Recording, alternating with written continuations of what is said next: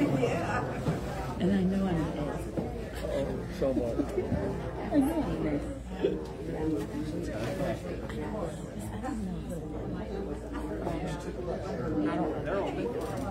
Did you know there's a beast? Yes.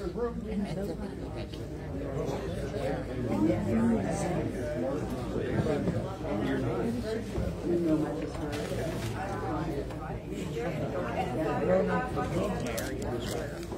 Our ancestor settled.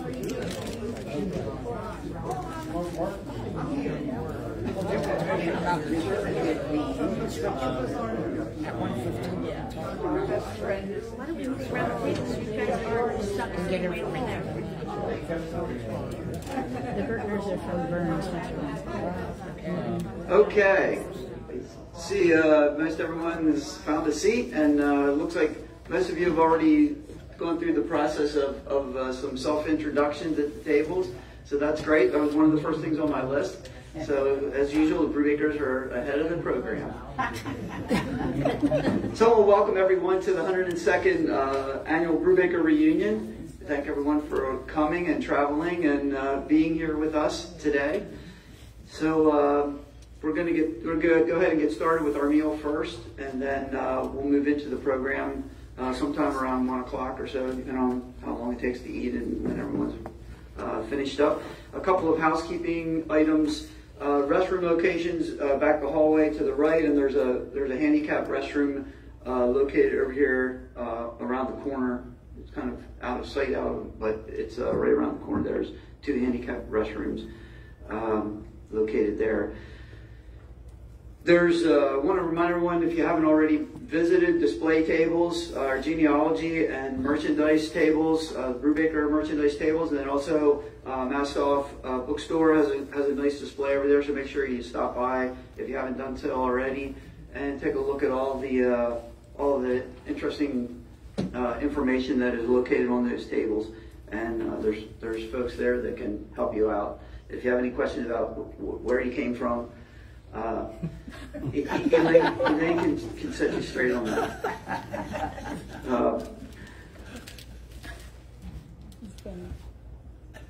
Also, we have our website up there on the large screen inside behind the registration desk. That you can take a look at that. If you haven't been on our website, it's a very informational website. It has a lot of great ancestry and pictures and information on our past reunions, reunion up in Canada a couple years ago, and our 300th reunion in 2017. So take a look at that. If you haven't been on the website, you can kind of scroll through that information. It's over there for your use. From an eating standpoint, we're going to go ahead and we have a little bit smaller group today, so I think if we start from the back end here, like this first table, and work our way up and then come back here, that way we won't be walking over each other. So after we give thanks, we'll start here, and you can just kind of work in. It's a small enough group, we can work in and go use both. I think you can use both sides of the table there, and help yourself to lunch, and then we'll go ahead and get started with the program. So with that, let's bow our heads and give thanks to the Lord.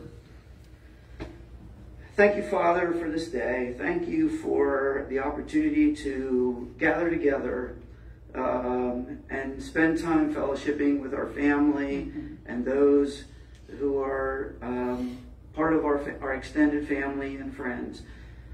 We ask that you be with those who could not make the trip today. We ask that you would be with those who are ill or in bad health at this time and could not make it. We know that you will be watching over them, and just be with them and comfort them. We ask that you would be with those leaders in our country, and that they have your understanding and your knowledge, and they lead our country in the right direction. We just know that we've had some troubled times. We're still in difficult times, and we know more than ever we need to trust you. Amen. That you will take care of our country and those that live here, and be with everyone and help them make the right decisions. Again, we thank you for the food. We ask that it may nourish us and give us strength to go forth serving you better. We ask this in Jesus' name. Amen. Amen. Okay. Go ahead and we'll get started, and we'll catch up in a little bit. Sure, just go through this.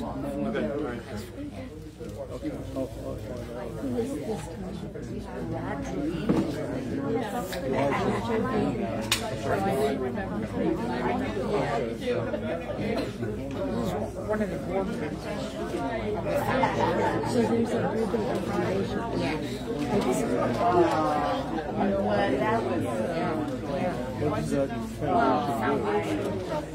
But this guy right after he introduces himself online, we're live on Zoom. He wants to introduce himself. This is Doug. Good afternoon, folks. We're taking a break for lunch. Oh, I see. I'm on the camera. That plaque, yeah. Hi, folks. Welcome. We're glad to have you for the reunion. Folks are getting a bite to eat, and then we'll be starting the program probably about 45 minutes or so after we're done eating. So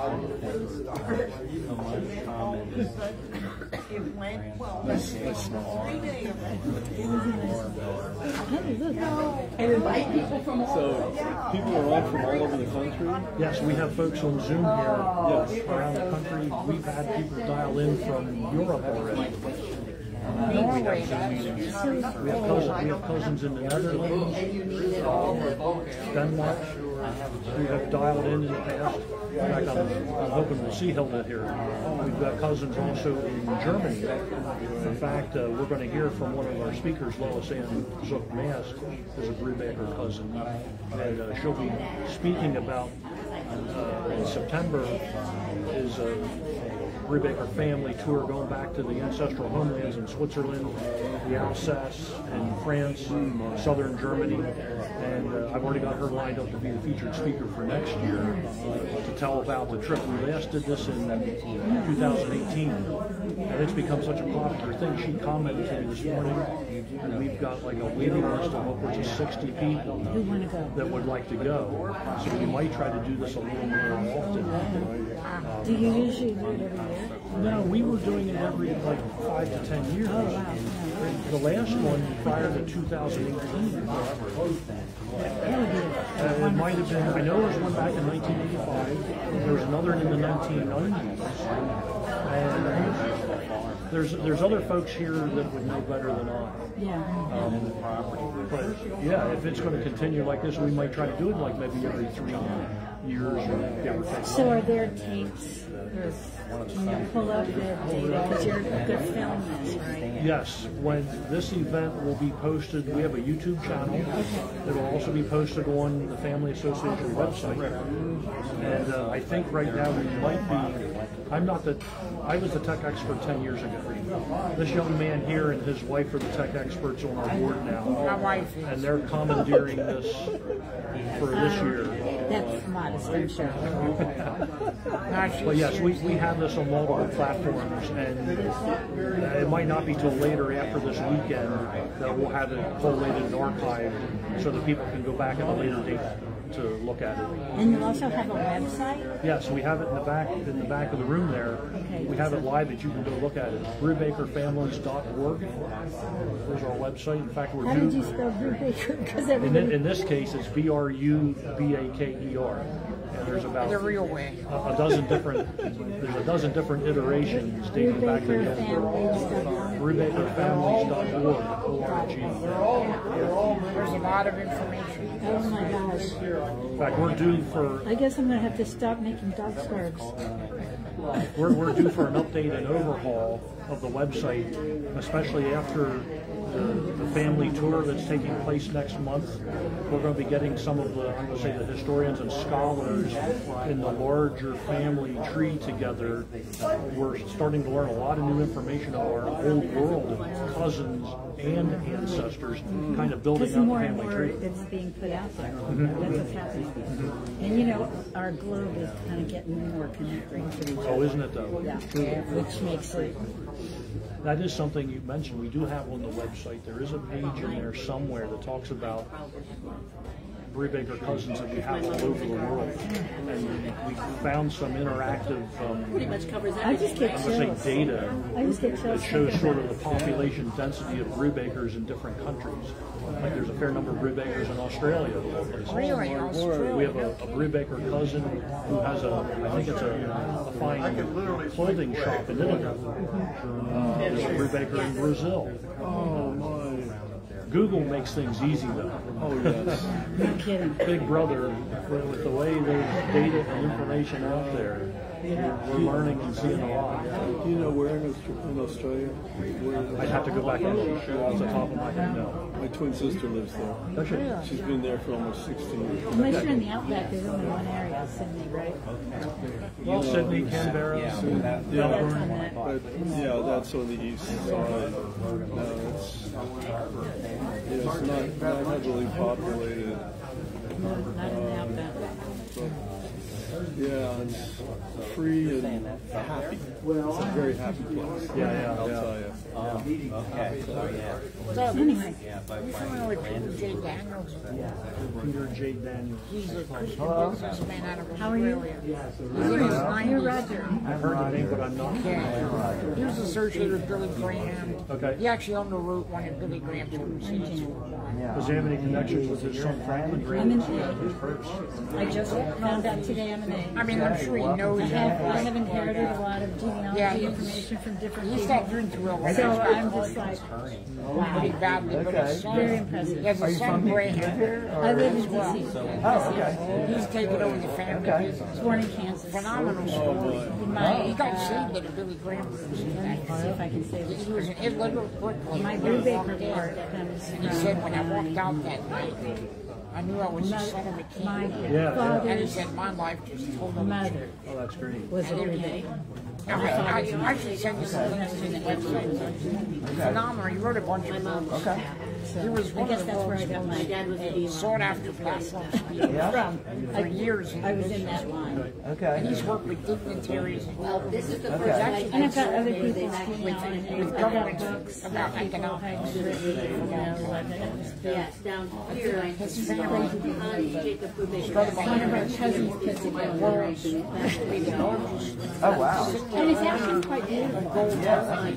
They started their own bank, This was a their own bullion bank. Did you show this Yeah, to his generation? he went from illiteracy and poverty. Names are His genealogy. family was on Yeah, welfare. yeah, I did. To In be a fact, multi-billionaire. that's where we discovered And what this I the salvation was. turned it on. And I want to be careful not saying about prosperity gospel in any way. But he just knew that God created him for something better than once he got saved. And she he put this knew, together. like, Karen, I have a purpose. And God's put something in me to do. He made two requests. it's He priceless. said God gave him a dream. Published He it. said, That's a lot of great information. what was it? How much one person could give away in a lifetime This is my mother. was one of his dreams. This is my And this is my I father. forget what the other one was. This is Clara. But something phenomenal. She's the Brubaker. This is Howie. She's the one. Nobody else is connected. Everybody else He is actually went separate stages. So God's that's my ability. dad and my mom before they Well, were that God can't, we don't talk. when I was just a speck of dust in the That's so universe. cool. On That's his so line of cool. credit, the underweight evangelist. Well, go ahead and grab lunch. And because he said I knew I'd be making it back. I can't have nothing else. If I'm getting done God's work, he said, But it's coming interesting. back every time. He made it back in spades. Back up here some Yeah. Oh, pizza. Yes, help yourself. We need to do that. No, you gotta plan that way. Save money and Got it under control. Yeah, let's reboot so they see who's inside. So this is, yep.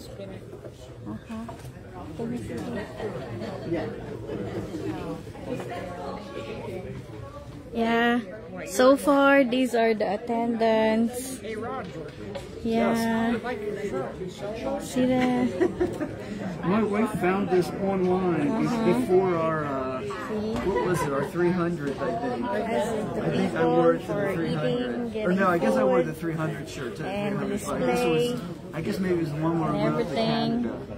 I I think that's when she was just looking for stuff online and just found this shirt. So I don't even know where she got it. She found it online. I think you wore it last year. Yeah, I did. Yeah, I did. It's like, depending on where you wear this, People are eating, getting their lunch. So I have to be pretty picky about where I wear this.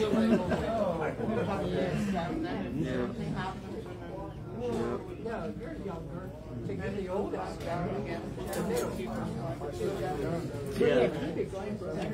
That I was just gonna say are just wonderful memories of that Canadian trip. I can't. I had no idea what to expect moving out there. And oh my gosh, it was just over the top. Just touring the area, seeing how much it resembled Lancaster County, just Kitchener, Waterloo, Kitchener area. It's about an hour kind of northwest of Niagara Falls, if I recall. Oh yeah, a lot of black bumper or even I don't know if they're Amish, but like black buggies. Yep. Most of them were black buggies. Yeah, it was quite a number of those in that immediate Kitchener area. Finding out that Grandpa knows too much and so he thinks he understands. Medical professionals. I know how my wife is, and that's got to be on steroids with you. You know what your responsibility is. I know nothing, so he knows everything. So we're meeting somewhere in the middle. But that's probably safer and better that way. Because that way you can kind of move his jets around.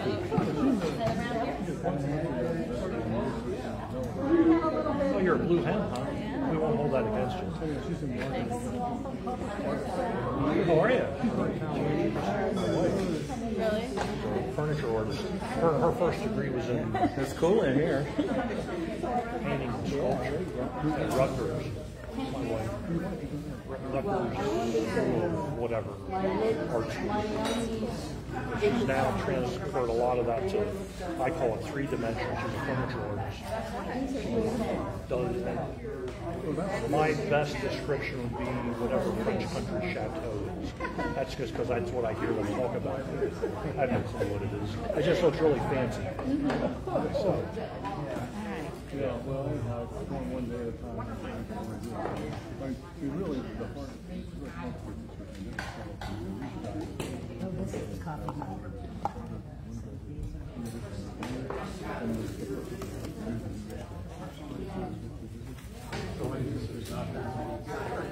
Is she stable now? Or that depends on what day?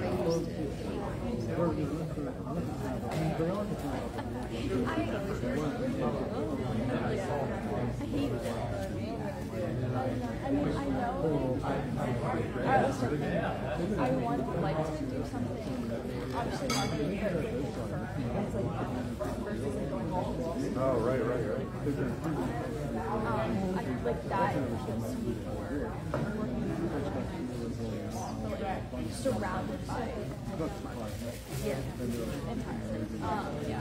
so that's the stay in Lancaster. I would like to, but at the same time, I don't know. Especially right now, I don't know. Like I would have to. I feel like the thought of like living at home or whatever sounds great, but I just feel like it's so I honestly. I know. Kaylee, Brandon graduated just last week. They just did a race. They just sent me a picture. You want to see a picture where I am? Look at Reese. He's like, yeah, they got in. She told me there was 6 hours. I was thinking there was 7. I went to check their flights and all that same thing I did. So they're that. She's one more semester and she's like, I don't know.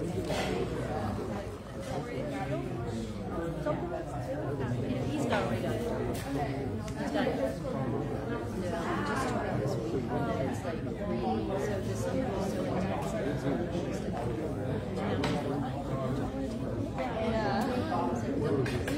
He's just very like.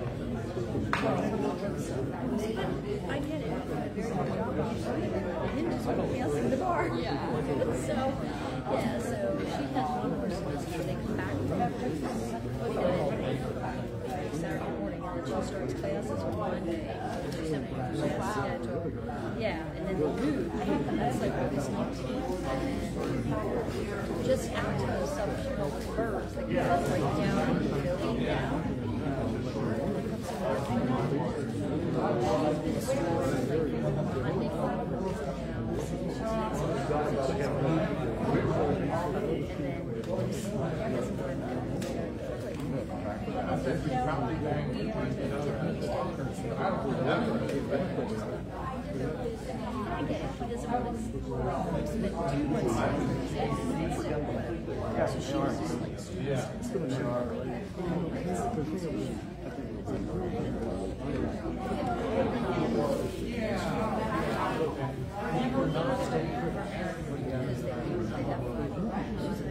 The verbs and mine just doesn't happen in Philly. I can't get it into my best friend.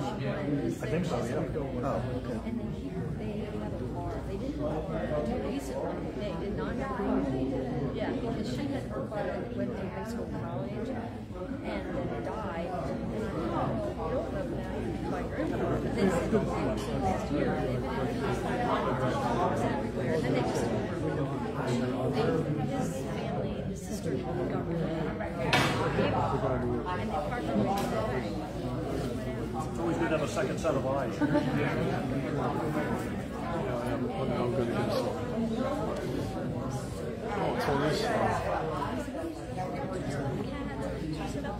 I said, the cats are fine. I can only leave Philly, whatever. I taped late night. She was like, we're going to go get tape. I sent her a YouTube video on how to tape up a window. Okay, hopefully, and that we just don't want that. I've never, so we talked about getting a new car. Well, okay, but his job's in Berlin. Well, we're not lacking in food.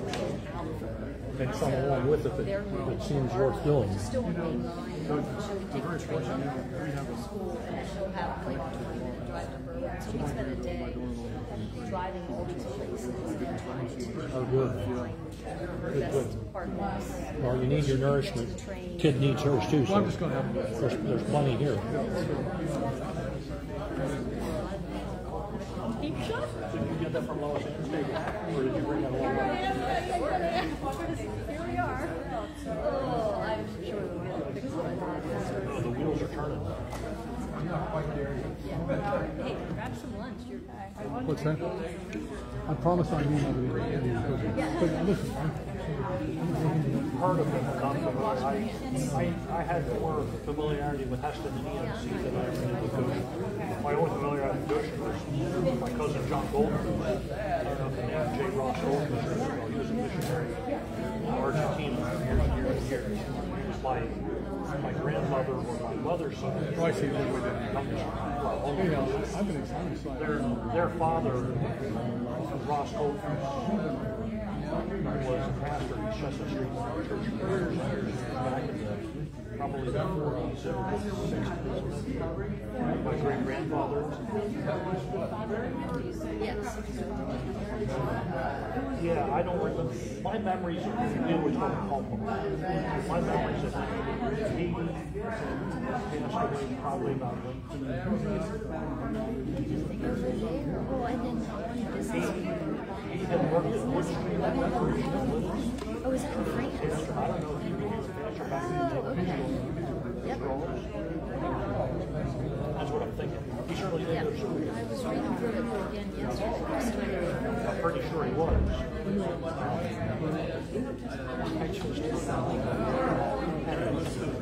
I put A and B because that's what you did. I said, I don't want to know. I just anyway, just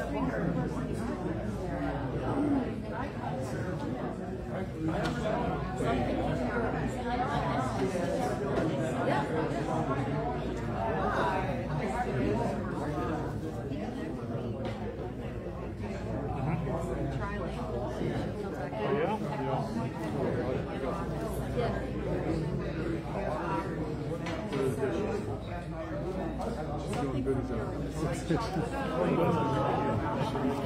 Lois? Lois? I don't know, she knows what I mean.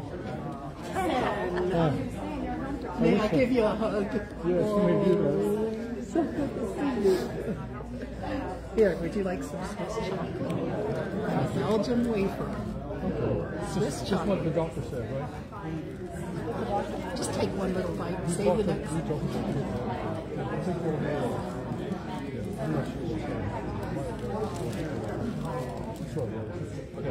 Yeah. One day at a time. We saw a song by There is a song.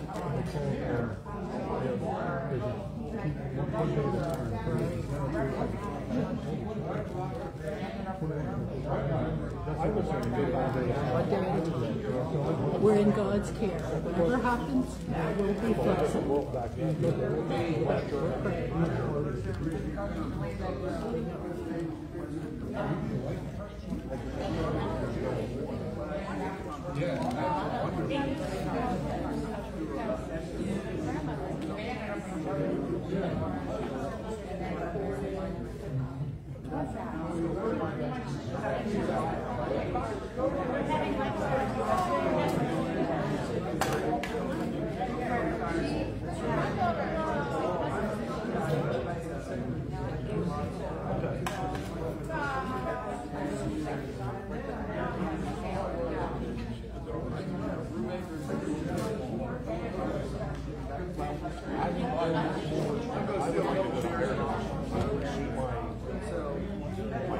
I got Brubakers on both sides.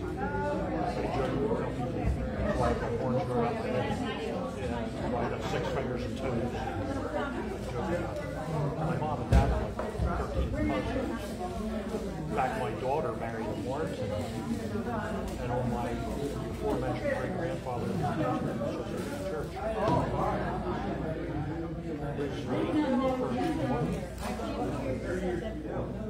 Was a Martin. That's actually the Martin family, all out through the year.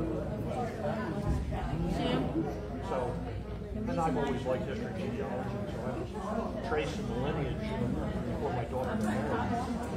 Her now husband, they were dating. I found out Jeremy is actually related to us. Sure, like to the county, why not? Competitive, why not? Well, I had to have some fun. My daughter Samantha, her nickname we always call her Sis. Sis, guess what? You and Jeremy are related. And she just got like a jaw dropped. I said, don't worry, you're like 9 cousins. But that's what I wanted to get the rise out of it.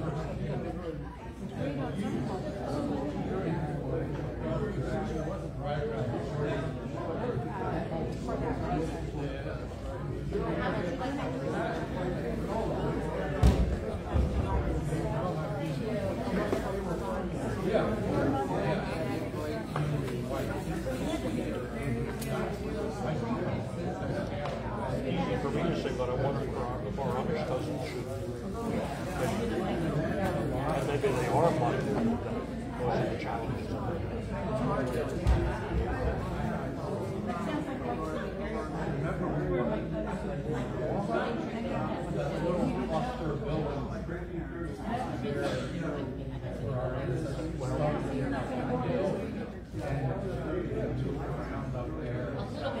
not this one, but Lois Andrews television.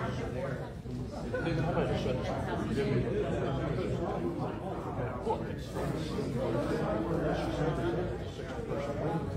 I know I'm the baby. well, no, I asked the brother who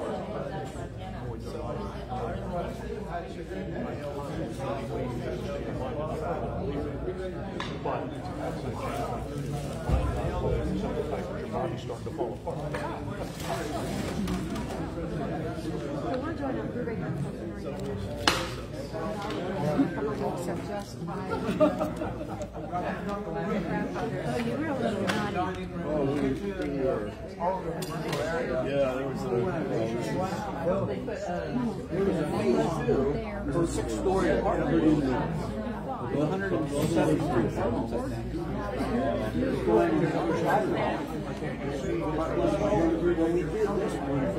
don't know. It was a workable construction on that when the disco to determine who was going to get the job.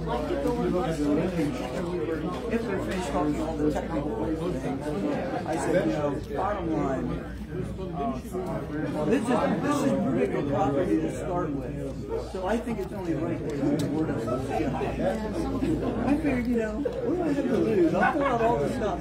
It's the reason I might built them into giving us the job. And we got it. And there is.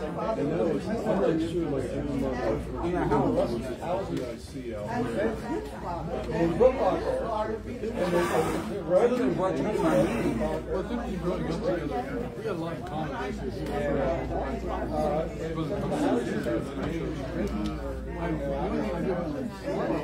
Well, and when I say to people, you know, go to Homestead Village, you know that little creek that's behind there? Well, they have to take a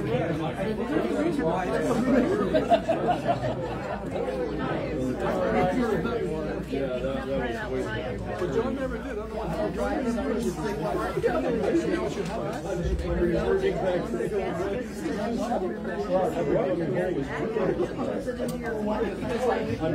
how I'm for religious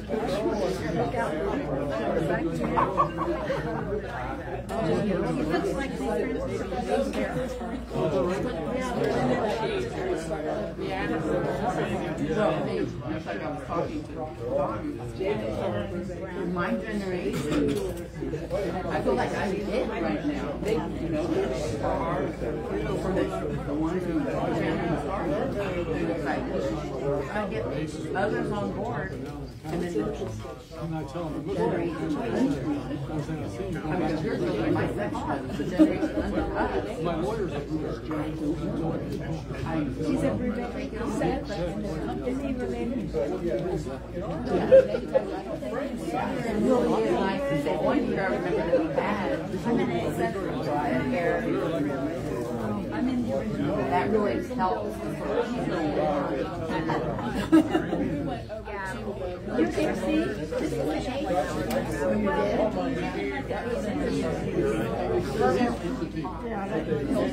Was married to four daughters.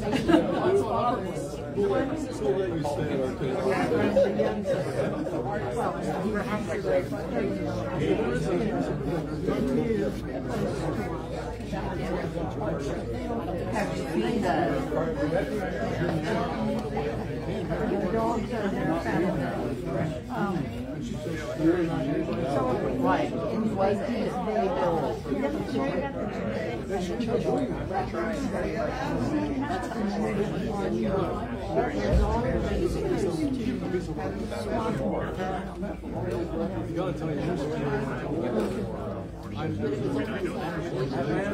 So busy. She's a nurse practitioner. I haven't gone there for years. I think maybe like 19 years. I'm sure there's one is sports, one is dance. hey, that's something I would do.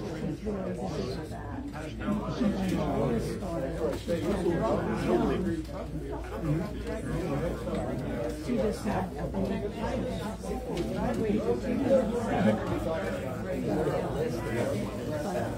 I remember going down there with my grandfather when I was a kid. I was just, you know, I just remember watching What is rough and tumble? down in the city. Every year or twice a year, maybe they had like a get together. And they would bring their equipment in and they would set up their, you know, all their machines, you know, and everything. It was loud and it was smoke. I met Christian was there. You all remember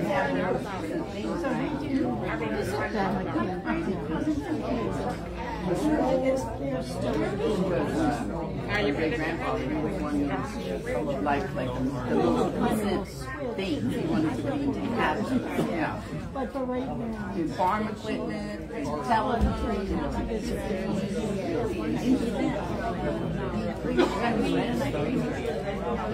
no, he was a Mennonite preacher. he was a foreman.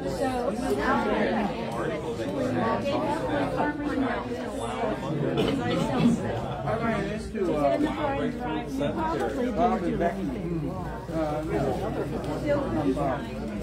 It's probably Herb and Becky.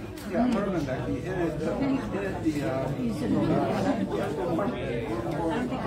I don't know, maybe a month ago. Yes, we just sat down and talked for a while. I haven't seen them for a while. In fact, I was the Mennonite home. My mother was at the Mennonite home for 7 years. We just recently moved. Becky knew my mom. So she married her. Oh yeah, that was the, yeah. Yeah, that's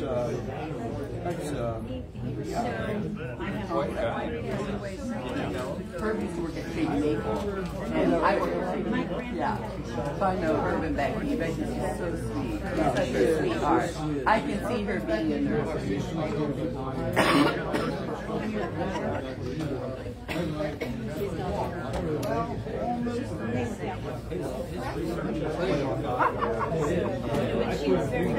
when we have expectations.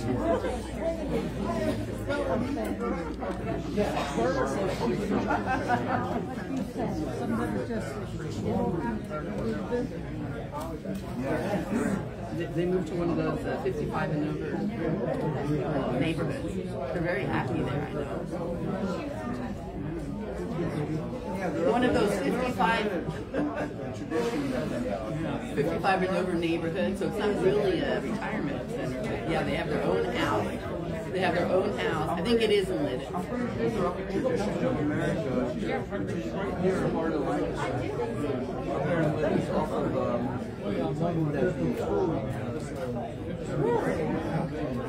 I asked some information about those 15 and over neighborhoods from my brother Mike. He doesn't own a house. He rents the upper one. But he doesn't drive, so he needs to be right near where he can get a bus. So most of those, the one that has the closest one is near Park City.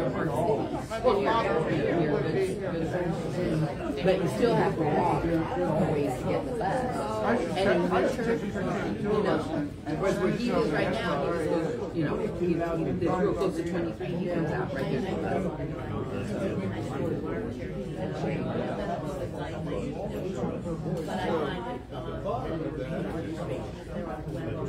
What did you get there? Is that one lemon there? Cookies? Oh yeah, like I had. That was good, wasn't it? Got him. Became the line that we had. But that's all the old genealogy. But in modern art, yeah.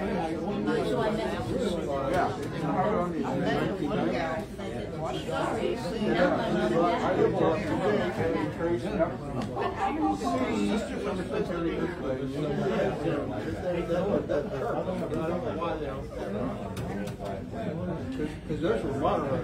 There's two. It says at the bottom, low sand. Even has oh, so-and-so was married in Ohio, this county, Ohio. Let me go look and see if I can find the example. But I'm not going to pay so much. And I bring it up, and I'm like, family, to the name of each name. On a number of occasions.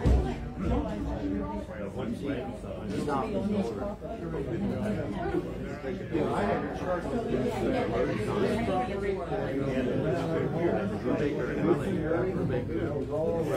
Our Brubaker Street. Very similar. We were out in Ohio. Really, I never saw it. I think all of them.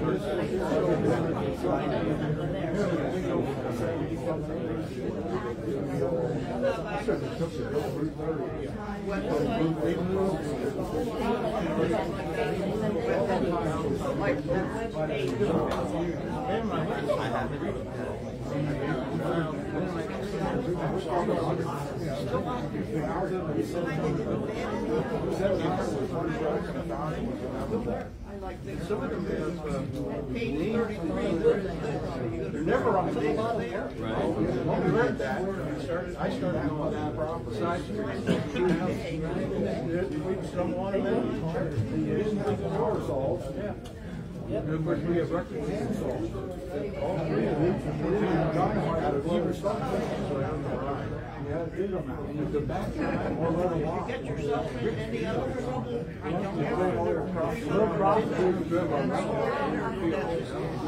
There's a huge ship coming on the right there. So you're on a farm, there's a big freighter coming. But they didn't. Which is an awful lot of work.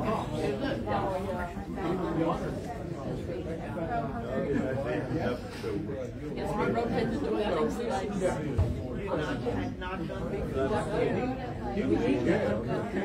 We have confiscated his sons.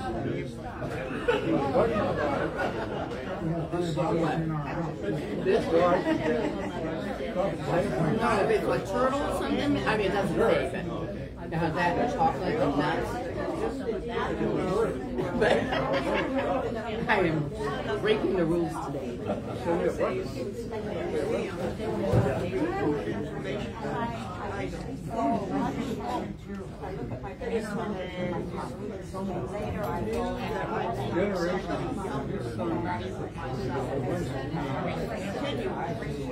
So I found the gap.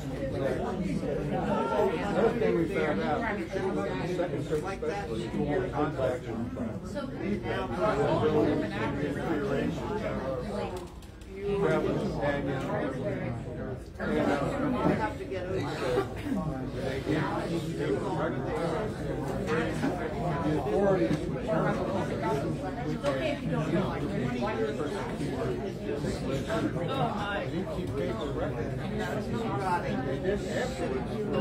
That's the way.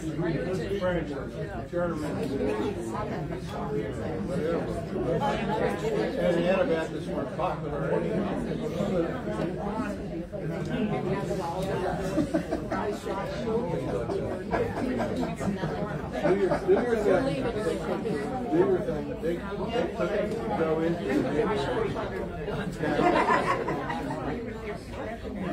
With regular Germans. We don't want to go that's true. That was all people walking out. And that's one reason they came. Besides the opportunity. Like I said, they stayed behind. You know the two guys another place we ran into the last Brubaker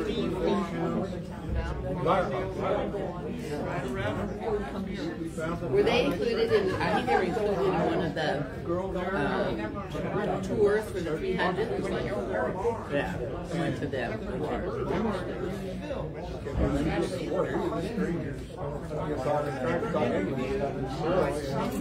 He comes over and we heard what our name was. As soon as he heard our name, not the pecker, he said something in German to a guy that was there. And he said, oh, I was trying. And out comes this old and the lady was the last person in town. Yeah. And she looked like a Brubaker. She was so amazing because it was your friendly. And You could do a search her son is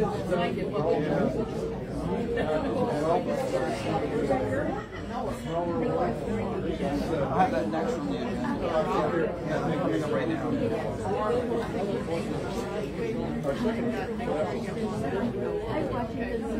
Yeah, when our first year, yeah, we were on our own, that's right. Yeah, we went to high school. That's right, you're right. Traveled a bit further. No, so I just think that there's a good thing.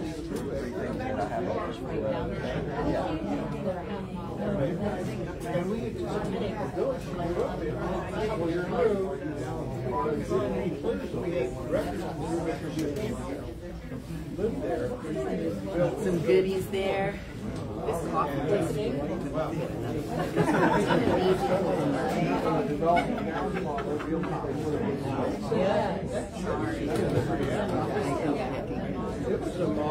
But I like it.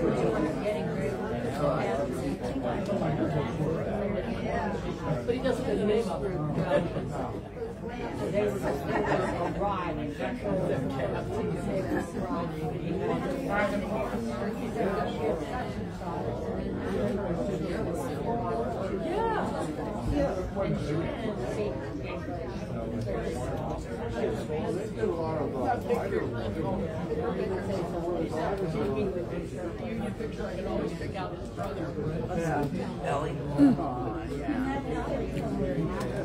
Yeah, when it goes by, I try to quickly look because I remember I was wearing blue that day. I remember when we took that picture. And yeah, your brother's sitting right up front.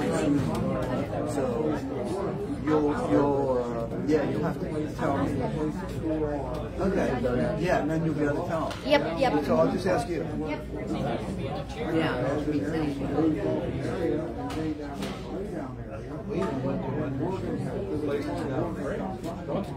I got on and it says, Brubaker Families of America is live now, and I pressed on it and we were in the spotlight right now. Okay, we're going to start a program in a couple of minutes, so don't forget about the cookies and desserts up there. And sounds like the coffee is pretty good as well. So we'll start in just a couple minutes. Yeah, I remember where the casino was right now.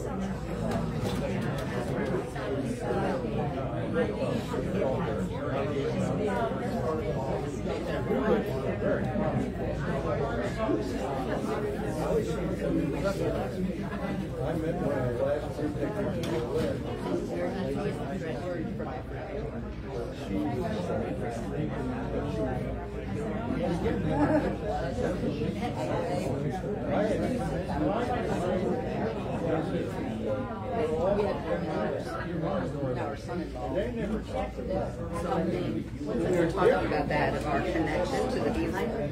I remember, I think for the 300, I think that I did write down somewhere that correction, or it was in the book or something, and I think I jotted it down. I just have to investigate to see where I can see that.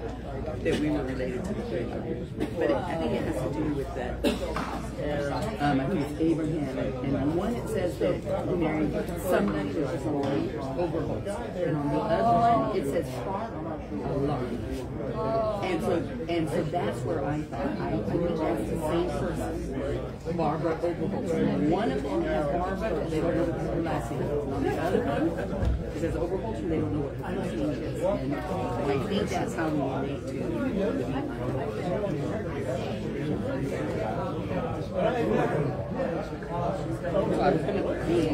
well, I know it's the being. I think we're the being. I don't know how they all these different lines. Yeah. Right. Yeah. It's probably because. You wanna talk to our live Facebook Live?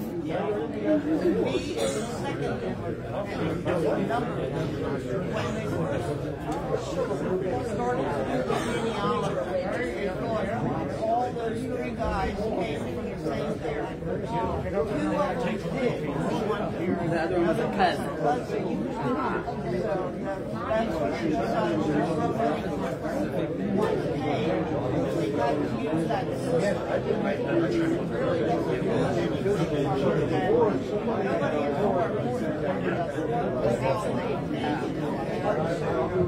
somewhere in Europe, there was a common ancestor. Yeah. I think Peter.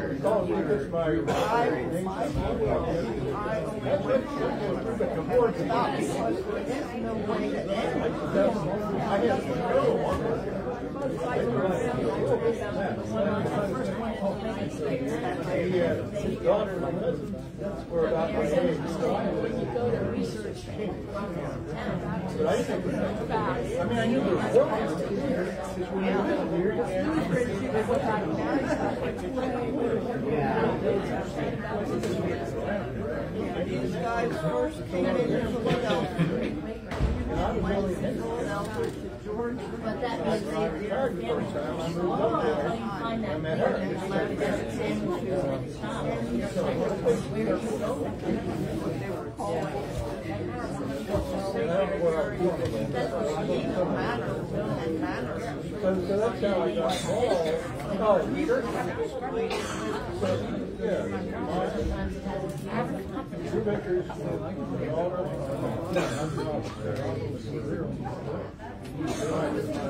My grandfather was born in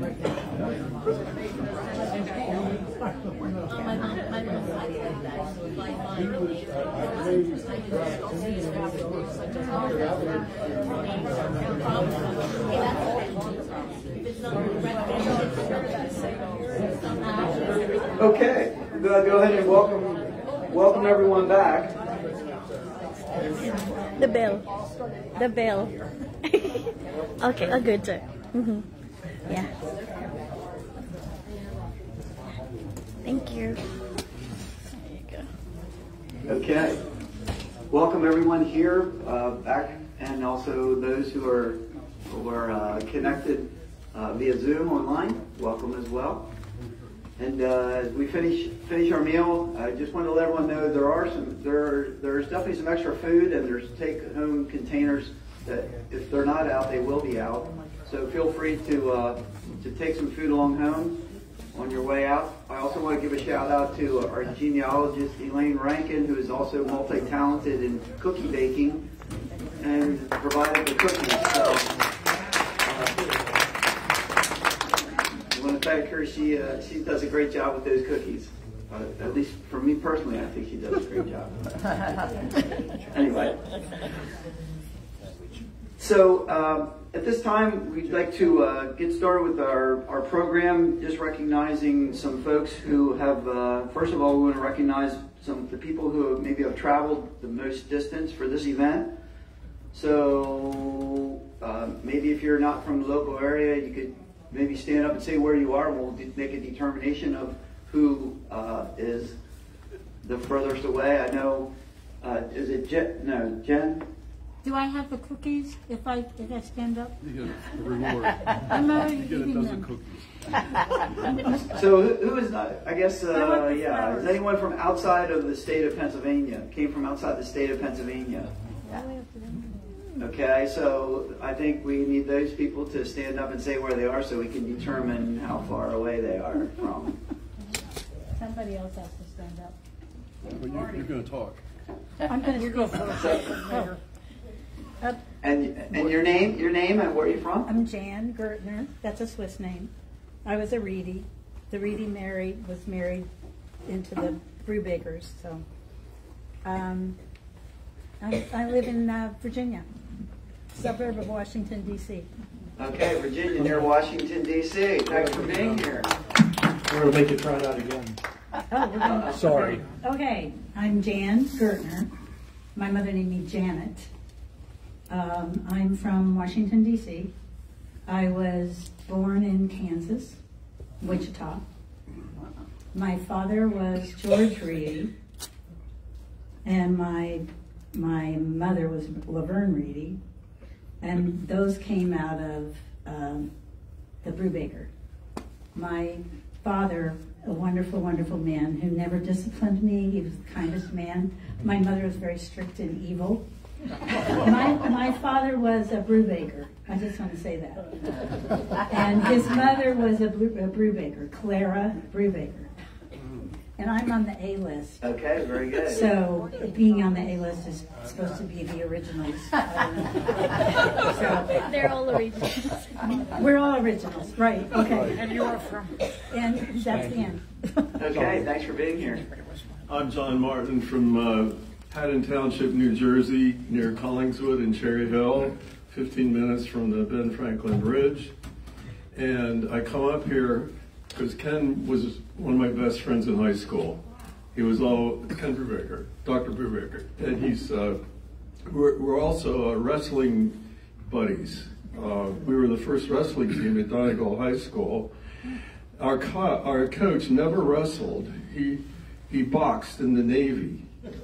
So he would bring the Navy wrestling manual to practice and show us pictures of holds. Anyway, the basic idea of wrestling is to just pick the guy up and pin him, period. And we were all farm boys, so that's what we did. The heck with the holds. You just go out there and pin him. No, that's an exaggeration. My grandmother, Susie Doherty, they grew up around Mannheim, Monroe, Doherty. Anyway, Susie Brubaker grew up in Abilene, Kansas, and her claim to fame is Dwight Eisenhower went to her church. Wow. Yeah. So anyway, that's it. Very good. Thanks for being here. Thanks for having me. I see the farther away. We still want to know about you too. Marty and Pam? Martin Brubaker, Hagerstown, Maryland. She wants to argue mileage. I just said, No, I see it. Oh, she's definitely farther. Okay. Say where we were from. Okay, Hagerstown, Maryland, and I'm on the board, been around. And I'm somewhat familiar with Lancaster too, but my ancestors were from western Pennsylvania, Somerset. All my grandparents were from Somerset County, Pennsylvania.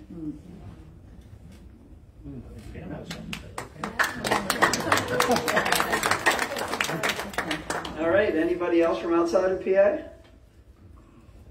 All right, so, well, thanks for being here. And now the next thing, I guess we want to take... Roger, I just thought pardon me. Ellie, can you tell anybody on Zoom how far away they might be? We're here, Mark Ether from Michigan. Wow, so in Michigan? Yep, and the rest did not say where they're from. But right now we have 5 other viewers. BJ Ledyard, Gail Brubaker, George Clark, and Mary Jefferson, and Mark Ether from Michigan. Okay. Wow.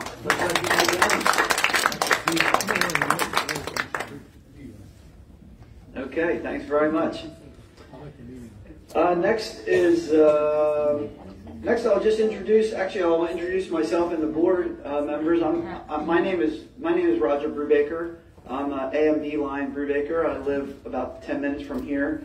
So actually, because I'm from the A&B line, that would be the property that we're currently, having this event on.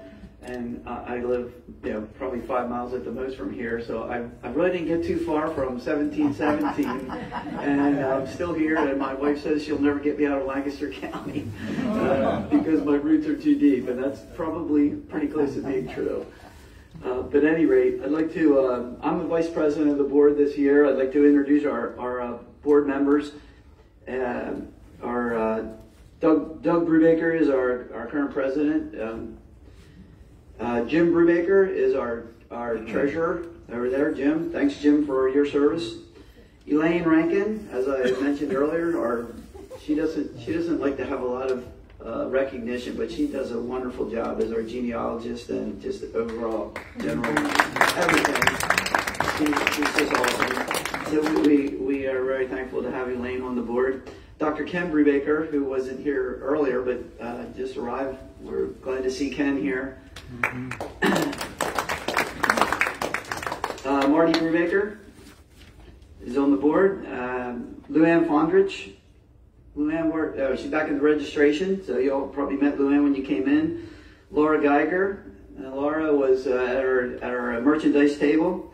And new this year on the board is Stan and Ellie Stauffer, who are sitting right there, and Ellie is taking care of our Zoom production and is hopefully being the technical guru to take over for Doug and maybe a little bit myself, but that's a welcome position to have on board. So welcome and thanks. I'm glad to have you here. Is there anybody? I think that's everybody. If there's anybody on the board that I missed, I think I have everybody on my list. Robert Brubaker. Robert Brubaker is secretary, which I think his wife could not. He couldn't find anybody to stay with his wife. Oh, okay. Okay. Yeah. So we need to recognize Robert Brubaker. Okay. Let's go to oldest attendee. Do we have anyone over 100? How about over 90? Okay, how about, and Ellie, are you checking online too? Oh yeah. Okay. Let's see, over 80. Have to have someone over 80. So, 84. So we have 4 over 80, and Ellie's going to check online. They're so quiet in here. Very quiet. Well, we'll move on. You can report back. Yes. So youngest attendee. Roger, I should point out, we do have 2 Brubaker relatives they're not present, but I understand they're over 103 years old. Wow. One of them happens to be my grandmother, and she lives all of 2 miles down the street. On the land. Yeah. Very good. My father is Harold Brubaker, and he is 91 and resides at Fairmount Homes. Okay. Okay, and my mother actually lives close by here. She'll be 91 in October. So, Jim? Okay, there's somebody. Albert Brubaker, my uncle is 100. He's at Landis Homes. Okay, so he's close by as well. Ellie? So here, B.J. Ledyard, her mother is. My mother was a double Brubaker. A double? 3rd great grandmothers that were sisters. So the 4th great grandmother was the same person, and she lived to be 101. 101. Wow, there you go. Good genes. Yeah. And she was feisty. She still drove at 101. And she'd never had an accident. That's great, that's great. Good genes and intelligent. Okay, at this time, I'm gonna ask Doug to come up. Oh, is there one other person? Yeah, up front, center. Here, Don. Yeah, Don Brubaker. I was just going to point out that my father was the youngest of 10, and he lived to be almost 101, and his sister lived to be 100, Mabel, my Aunt Mabel. So two out of 10 siblings achieved the century. Yeah. Yep. So you have a long way to go.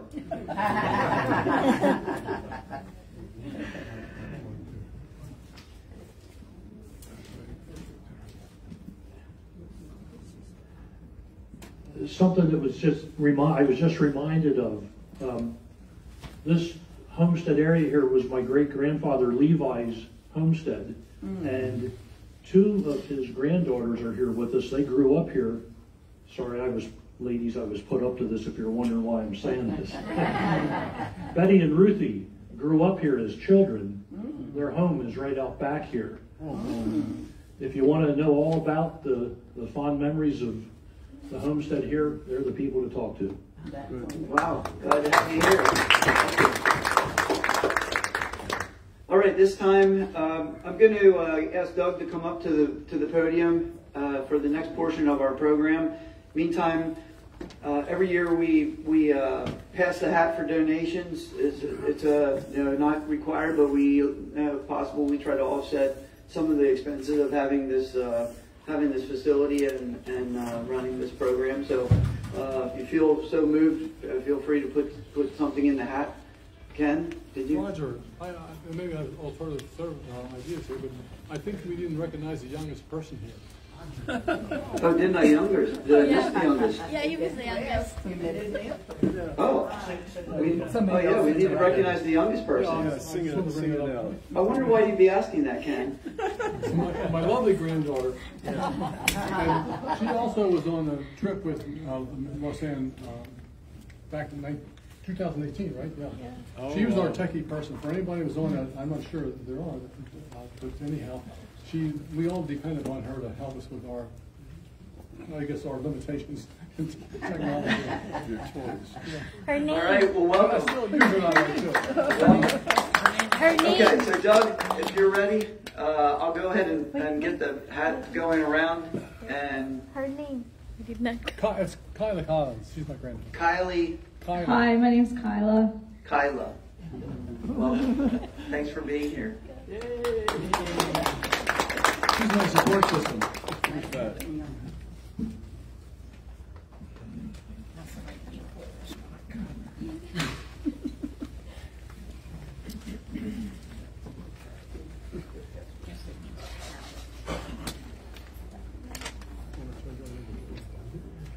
Okay, we're pleased to have with us Lois Ann and Lamar Mast.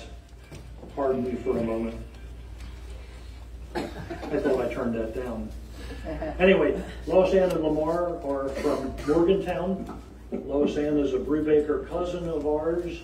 You'll see their table at the back with the Mast-Off press. Please feel free to take a peek at that. They have Mast-Off books, Mast-Off press. They're also take tour groups all over, I guess, North America and the world. Would that be fair to say that?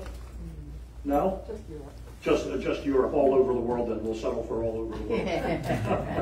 Anyway, we're pleased to have Lois Ann here. Next month we have a Brubaker family heritage tour to the old world in Europe. We're learning a lot of new things about our Brubaker ancestors and present-day cousins living in the old world. Lois Ann is going to take some time to share both about the upcoming trip and about some of the things that we're learning over there. So I'll turn it over to you.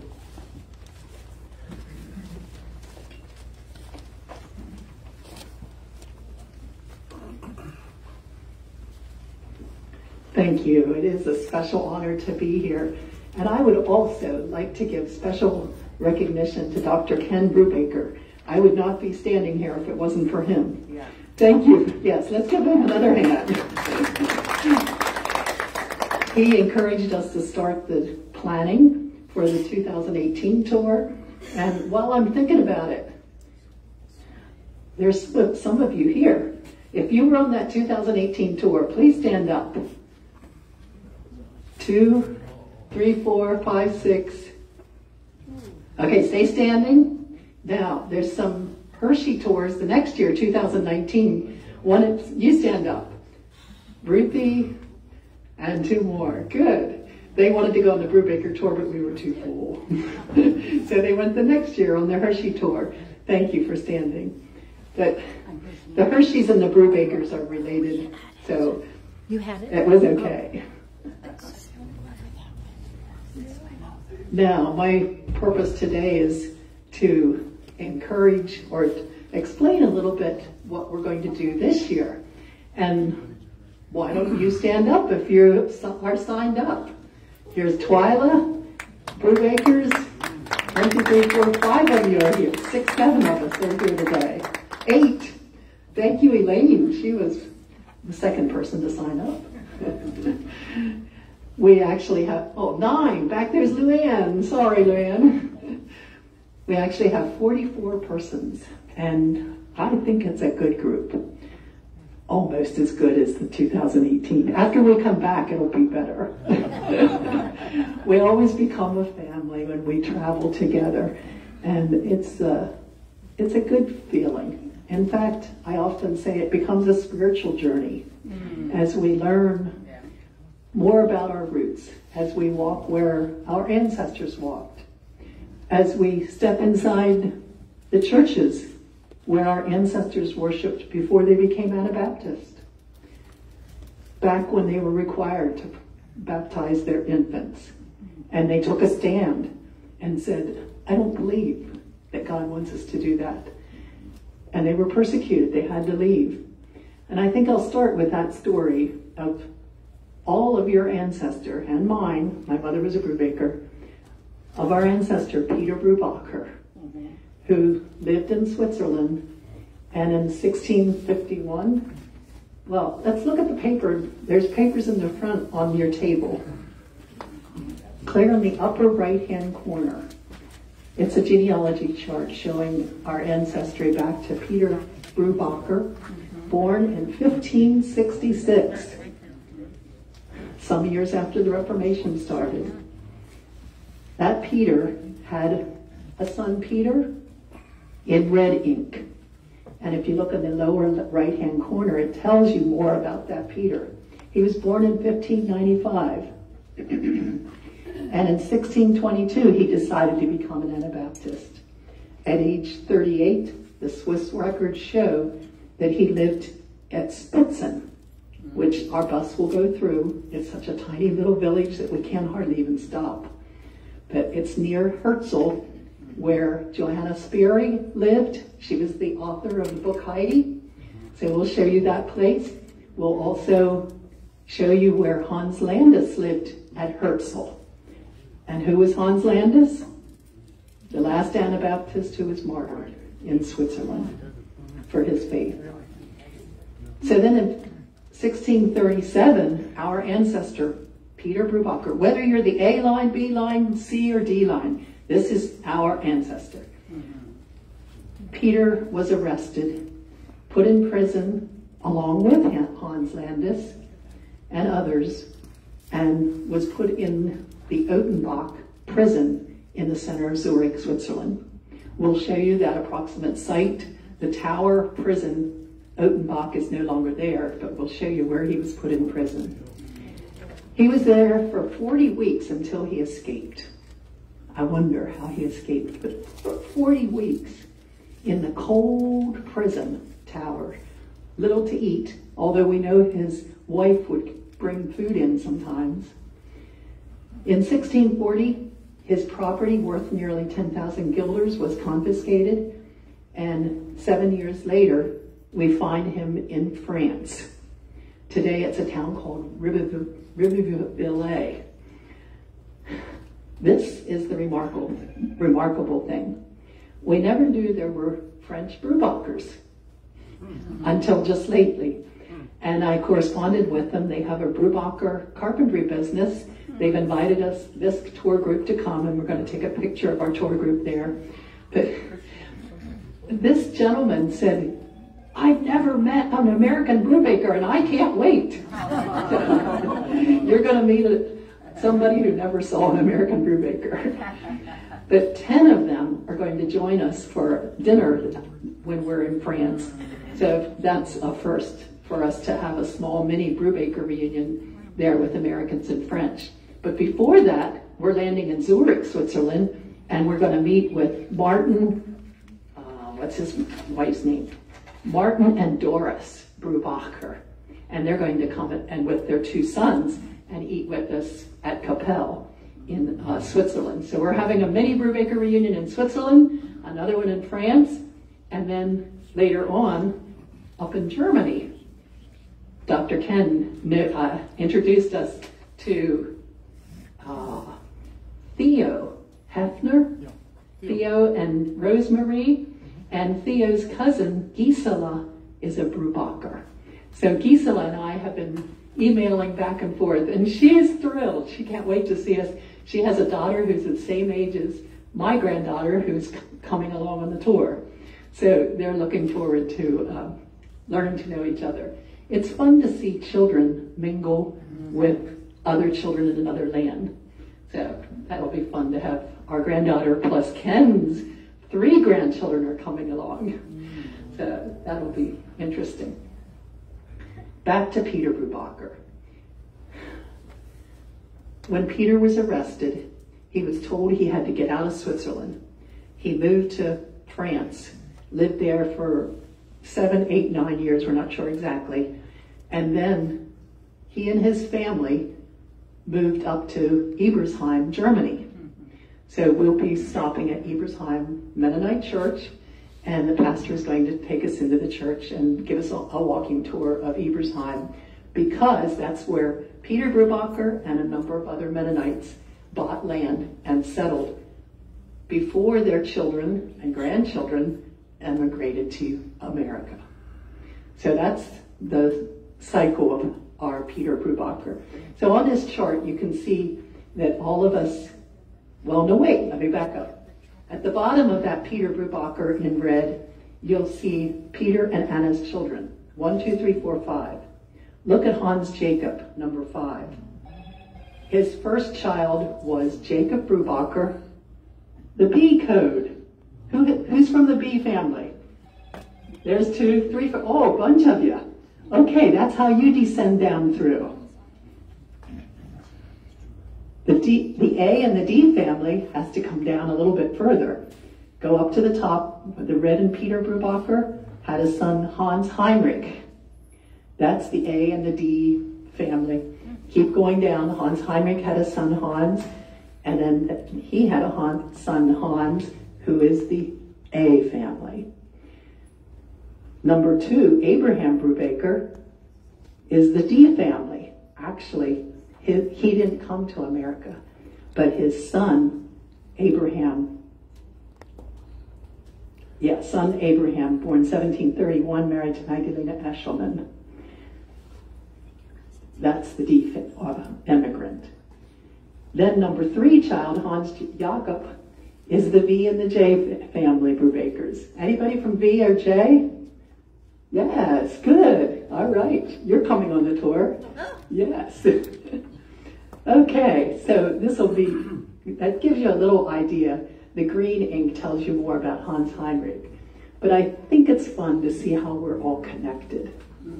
So thank you for letting me share that. This is some new information from Dale Brubaker and others that we were able to compile just this year, some of the details.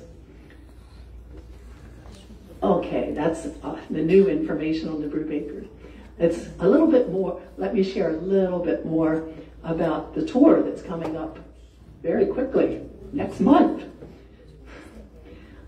The highlight, of course, is to be meeting the Brubakers.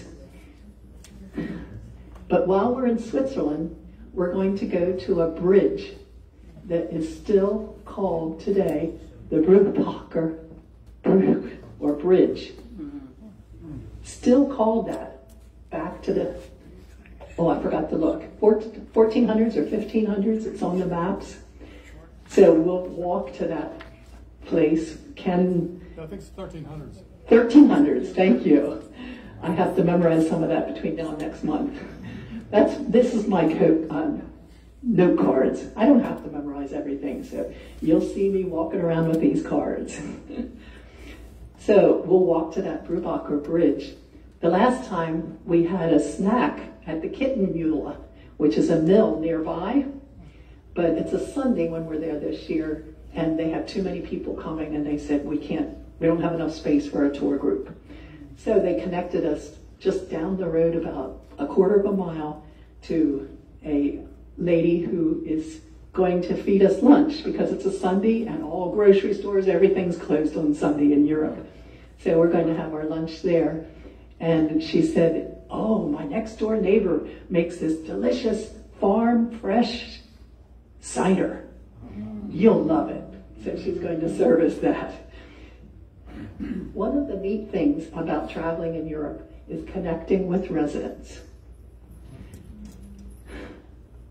That's how you become their friends, and all of a sudden, the distance between United States and Europe does not seem near as far. Other sites that we'll be visiting in Switzerland is the Anabaptist Cave. We'll walk up there, and most of our tour people say that's one of their highlights as they walk up there, remembering how maybe not their ancestors, but their other ancestors walked up there to worship many times at night so that their neighbors didn't see them doing that. They had to do it in secret. And as you walk up there, you'll hear the water coming down like a waterfalls in front of the cave.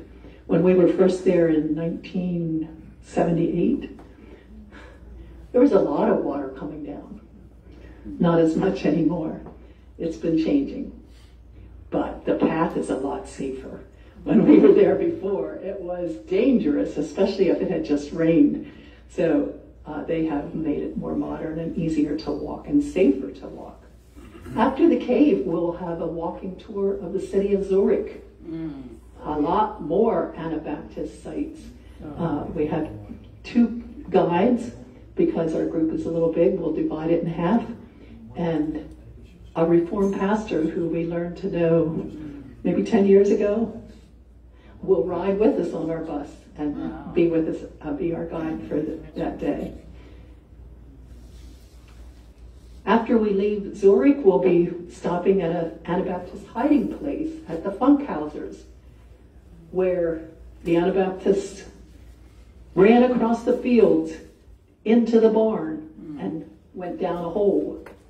And they put hay or straw on top and covered it up so that they couldn't be found. And a lot of Anabaptists escaped into the next canton as a result. You'll love hearing Regula's testimony of how she grew up Reformed and is now an Anabaptist. Oh my highlight is watching you enjoy the Swiss cows coming down the street past our hotel with huge cowbells around their necks with beautiful flowers on their heads. Our hotel is right along the street and at the corner where they walk, where they parade down and turn, and you go up and take the officials take off the bells, take off the flowers, and you will be taking loads of pictures. That is a fun time for especially those of us with farming background. And of course, the cable car rides up into the Alps to see the gorgeous snow-covered Alps in the distance is really fun. One of these nights we'll enjoy a 24-member yodeling choir. Remember that? The yodelers. And we'll visit the oldest Mennonite church in the world, still in existence at Langnau. The huge cemetery across the road has names in that you feel like you're in Lancaster County. Yeah. It's very similar names. They're still there today. We'll also stop at the bell factory where they make the Swiss bells, and we go there because it's less expensive instead of going to a hardware store where you have to pay the, what do you call it? The add-on price.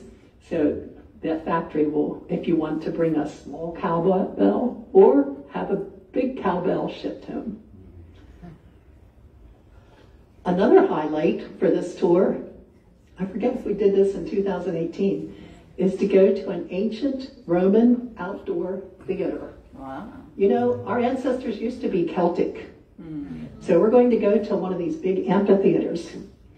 It's kind of in ruins now, but that's where we're going to have our Sunday morning worship service. So that gives me the chills as I think that'll be interesting. Then another Sunday, no, I'm sorry, it won't be on a Sunday. I did mention we're visiting Ebersheim Mennonite Church where our ancestor Peter Brubaker lived.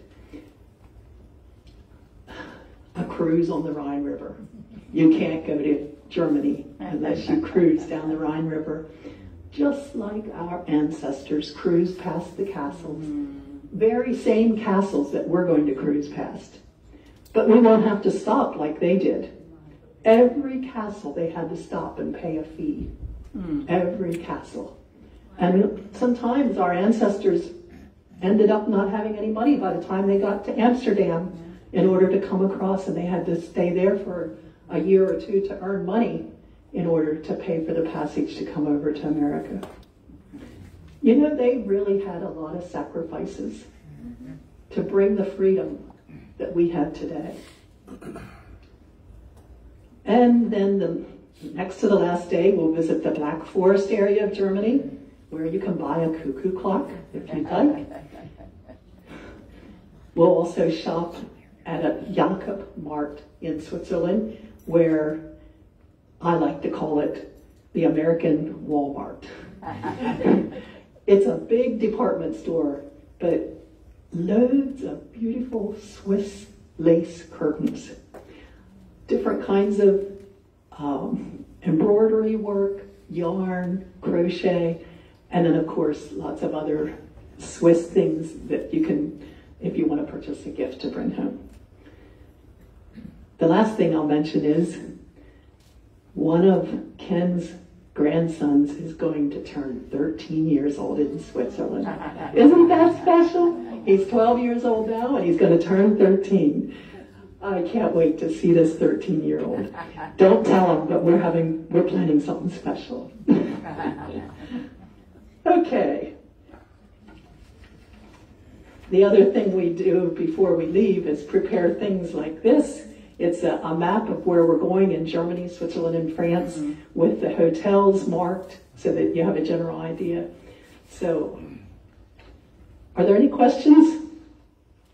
I was planning to talk for 15 minutes. I'm sorry if you thought I was talking longer. Any questions? Yes? I have another question. I want to make a comment if I may. Yes, please do. Stand up. Okay. Took their money away, and how did they make money in the Netherlands or Holland or, you know, how in the world did these people survive? Okay. For a minute, BJ. Okay, can you ask the question again? Hi, BJ. Hi. I want to know how they survived. They took their money away. How did they get away? What did they do to earn money? Were they beggars? Were they, I don't know. I just always am amazed that they arrived here and were able to start farming. And they must have lived in little, really primitive sheds the first year, and it must have been cold and awful. I just don't know how they did it. Yeah, that's a good question. Just last year, there was a new encyclopedia published called Brotherly Documents, something like that. Yeah. But it shows documents in the Amsterdam archives where it's proof of these people being shipped out of their country, their property sold, they were given the money. The Swiss officials often allowed them to keep some of the money, but they had to leave immediately and go down the Rhine River. So they had some cash to go down, but then depending on how much their property was worth, and if there were people in the area who could afford to buy what they left behind, They didn't have too much. So, guess what? The Amsterdam Mennonites funded a lot of these people to come out of Switzerland, come down the Rhine to the Netherlands. When they got to the Netherlands, they decided, we'll help you here, we'll help you find a job, we'll give you money to buy food while you're living here, but we will not pay for your way to go to America. You have to earn the money to do that. So we have proof that many times our immigrants stayed in what they called warehouses in Amsterdam. They would put the families up in like apartment building, but it was not an apartment. It was not very good facilities. But we were so grateful to these Amsterdam Mennonites, who many of them were shipbuilders. So they had money, and they were generous. But they decided to make the break and not spend the money to ship them to America. They had to earn it. Then when they came to America, how did they make out here? Well, the Pennsylvania Mennonites stepped up. They would open up their houses. They would take care of them to give them lodging, help them find a neighboring farm, and property did not cost that much back then. I believe your ancestor that bought this property, was it like 1,700 acres? Come up here. What was the land around here? Ron, you were telling me where, or maybe one of you know. Come on, Ron, you were just explaining the property. Oh no, never mind. You two guys are going to do that. Yeah, I forgot. I brought you over here. Now Robert and Marlon are going to tell you about this, where they settled. Is that enough of an answer? There was another question from Ken. Give the mic to Ken. Or comment. Well, I was saying that, I don't have a question, just a comment. I see this as an exciting time of our Brubaker Families of America, in the sense that one of my dreams was we have a lot of good connections here in the country. In fact, when people say, am I related to Brubakers, I said I related all of them, because they really trace back to Peter. But we found there is somebody here from Detroit or Michigan. Who's that person? They're online. Oh, they're online. I was going to say, we just discovered about a year ago that Dan Brubaker is connected with the Brubakers, but his history is about 3 generations ago migrated over to this country, and he lives in Michigan. He's a lawyer, and he's his job. I don't know exactly what it is, but he's involved in the Supreme Court of Michigan State. And I had a conversation with him about a year ago. He said, I believe we're probably related. I said, well, I'm pretty sure we are, but let me validate that. I think it's Jane Evans, I believe, she had done a lot of work in the genealogy of Brubakers back in 1990, around there. And sure enough, guess what? There was a Yuli who would be Peter's nephew. And he married Hans Landis's daughter. Unfortunately, we all know that he was persecuted. I think about this as the fact 1 year after they got married, her father was beheaded. How tragic could that be? But anyhow, what I want to make a point is that we were connected back around 1640. But what's really true here, and Elaine, tell me if I'm not right, but almost all the people that she does, there are people through Peter.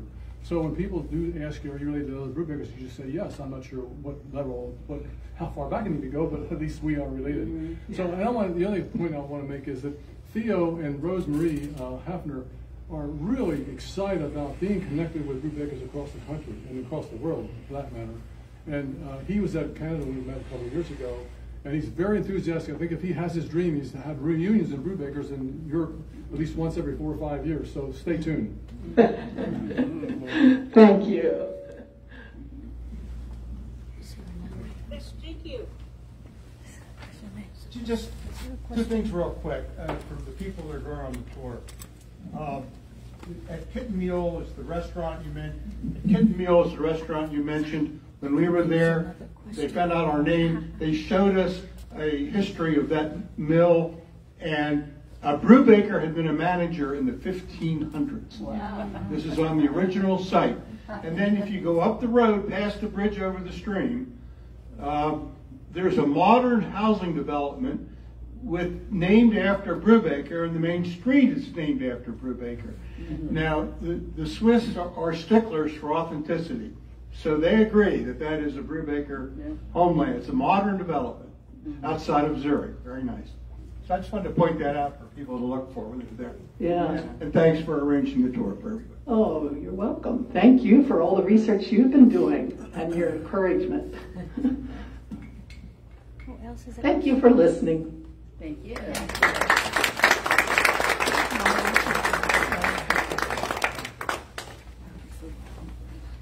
When people ask me about being related to all these Brubakers, I tell them that's why I have an excuse.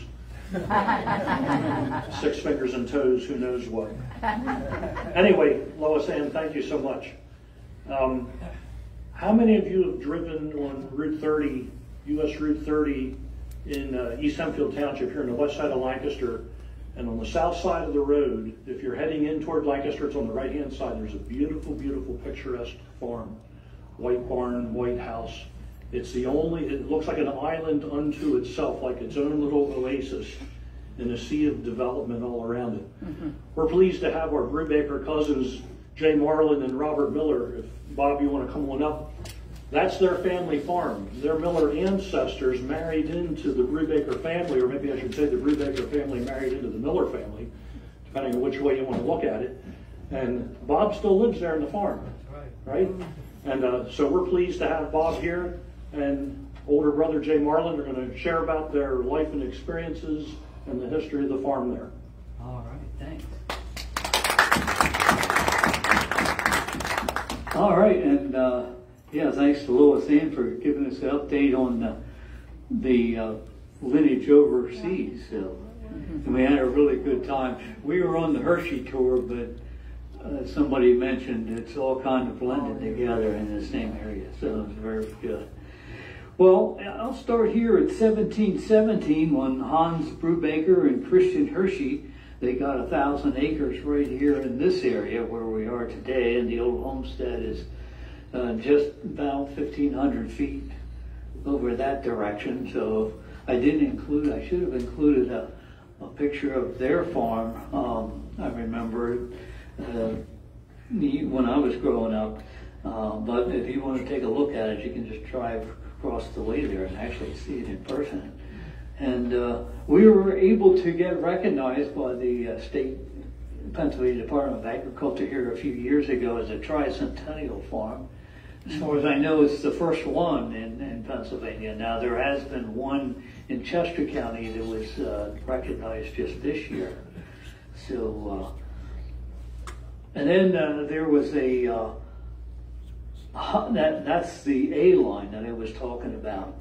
And here you have a drawing of the the Hans Brubaker and Jacob Brubaker. They were brothers. They got 700 acres on both sides of the little Conestoga Creek. So this here would be, this here is the B line, and the C line would be over here, and the A line of Brubakers would be there. So, okay. Okay. And all the three, 2 tracks were handed out, so to speak, or patented at just about the same time in 1717. Why don't you put that okay, thank you. in your pocket. All right, here we go. Okay, can you hear me, or should I get a little closer? Yeah, we can hear you. Okay, is that better? You can move around. I can move around, yeah, you can hear me. All right, thank you. So that gives you an idea of the shaded area. It would be the area of Jacob Brubaker. Hans took the area, I think it's labeled 6, just to the right there. And the little Conestoga Creek is the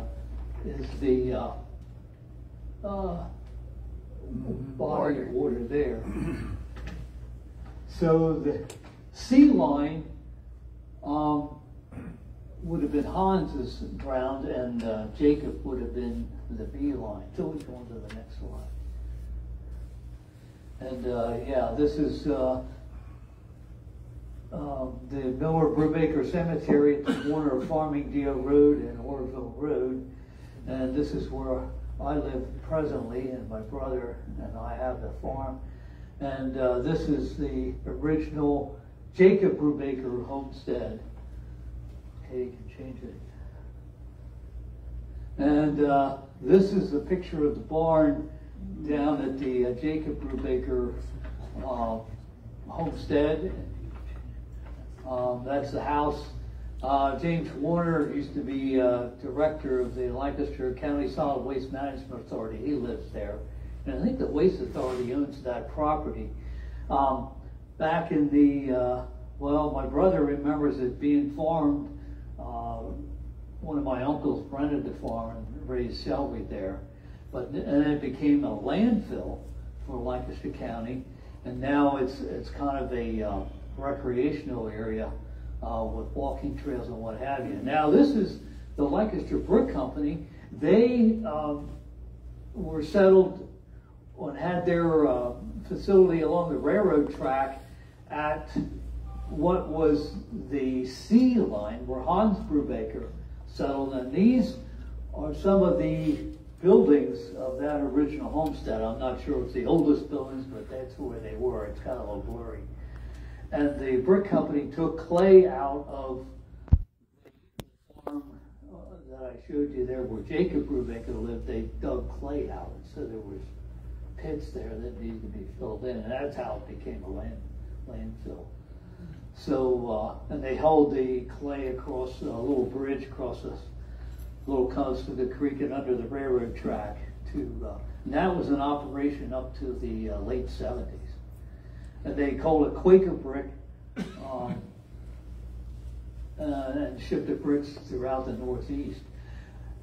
And then there was a Peter Swore that got some land along with Hans Brubaker. And I think one of his homes, or it was built not long afterward, that is the Peter Swore homestead, right behind what is now Wegmans, there at the crossings near Longs Park. And that's a picture of our farm today, which is Jacob Brubaker had two sons, Peter Brubaker, who lived 1717 to 1796, and Jacob Brubaker, 1722 to 1764. And when their father, Jacob, passed away, or right before, he gave the deeded the land to his two sons. And in 1752, the land was divided between these two brothers. And Peter got the acreage on the north side, and his brother Jacob Jr., so to speak, took the part on the south side. You can change it. And this is a dividing line which was there, has been there since 1752, goes from the middle of the Brubaker Miller Cemetery at intersection of Farmingdale Road and Orville Road, and goes down to the little Conestoga Creek. And the park area where the trails are, that's to the right, and our farm is to the left. And Jacob Brubaker, the one that lived to the south there, he became a bishop in the Mennonite church. The church was originally a log church near Channel 8 Studios, if you know where that's at, off Columbia Avenue. It's about a block off of Abbeville Road there, right along that. And then that was believed to be perhaps the first building built as a church, Mennonite church in Lancaster County. And then in 1791, they built a larger church, brick church, up on along Rohrstown Road near the health campus at Spring Valley Road. And then in 1895, they built a church in downtown Rohrerstown, which is still there today. And you can see they have a Spanish service there in the late morning, early afternoon, and a small church service there in English in the morning. Now, if you look up at the date stone, you can't read the writing, but it is in German. So we have different languages for different time periods. Okay, continue. And this is an old picture of our farmstead there. The house was built in 1808, and Peter Brubaker, who lived there, he had one son, Benjamin, who moved to Ashland County, Ohio, and he had 4 daughters, but Peter sold his land on the north side there to his nephew, Jacob Brubaker, back in, I don't know if I have the date here, 17, I forget the date, but Peter's brother Jacob had passed away, so he sold the land in 1796 to his nephew, who was also Jacob Brubaker. And that Jacob Brubaker was a bishop in the Mennonite church in this area. The first bishop was Benjamin Hershey, who was the son of Christian Hershey, who, along with the Brubakers in the A line, got 1,000 acres. Yeah. And then Benjamin Brubaker, Benjamin Hershey, I should say, when he passed away, his son became bishop, and then when he passed away, this Jacob Brubaker was a bishop. Okay, continue. This is another picture. The barn was rebuilt in 1912, so it's a little bit bigger barn than you see there. And an early painting of that in photograph. And I just discovered a little over a week ago, up in my attic, there was some letters, and I thought it was just trash. I was about ready to throw it out. But I saw this label there. It says, to Abraham Brubaker in Lancaster, PA. And this was, I think, around 1837. Wow. And it was from Mifflin, Ohio. So I'm not, and it's, okay, and it was addressed to innkeeper John Mitchell or something in Hempfield, Lancaster. And, but I can't read it because it's written, the letter itself is written in German script, in German. So I got to get somebody that knows German and also translate. So that's another future project. Okay. Now I'm going to jump back to the Miller side. This is and I got to thank Melvin Brubaker, Hatmaker, for getting us from his cousin, second cousin, Ken Brubaker, or Ken Miller, I should say, who wrote a book on lime kilns. That's the Ken Brubaker. He discovered and had restored a copy of this deed from a Peterbilt down the old Philadelphia Pike and South Weavertown Road, and that was around the date here, if I can read it, 17. Gotta get my okay. 1795. And there's also a deed for Tobias Miller transferring it to someone else. So that's the information we have for the, you can go on to the next one. And that's actually the copy of the old deed. So he had that restored. Wow. And Ken Miller used some computer programming to locate that image on a modern day map.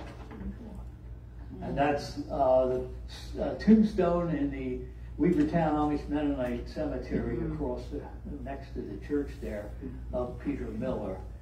And it was written in German, and so the translation is on the right of that blue paper there. And then there was another Peter Miller, and then that Miller had a Tobias Miller, and that Tobias Miller married Elizabeth Brubaker.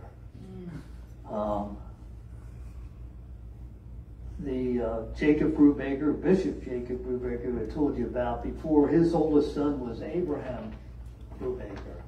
And they built, Abraham Brubaker and his wife Elizabeth built the house there where I live, that you saw a little earlier, in 1808. And they had a daughter, Elizabeth, and she married Tobias Miller around 1832, I believe it was. So that's how the Brubaker place got into the Miller family, so to speak, at least for the surname. And then Tobias's oldest son was Abraham. Tobias Miller's oldest son was Abraham Miller, and that's a picture there. He had 18 children to Alice Roy. Now they didn't all live, but quite a few of them did. So and then there, around that time, the Pennsylvania Railroad, well, I should say the state of Pennsylvania created a railroad from Philadelphia to Columbia. You say, well, why Columbia? Well, there was a canal from upstate down along the Susquehanna River and ended there at Columbia, and actually jumped across the river and went on the west side of Susquehanna down to Maryland eventually. But Columbia was a big area for lumber being floated down the river and coal being transported by canal. And so this was the first long distance freight line in the United States, built in between 1823, I believe, and 1834 when it was completed. They guesstimated that it would cost about $5,000 a mile, but it actually cost $34,500.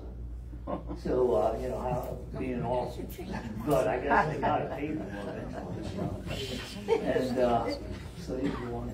And this is from a kiosk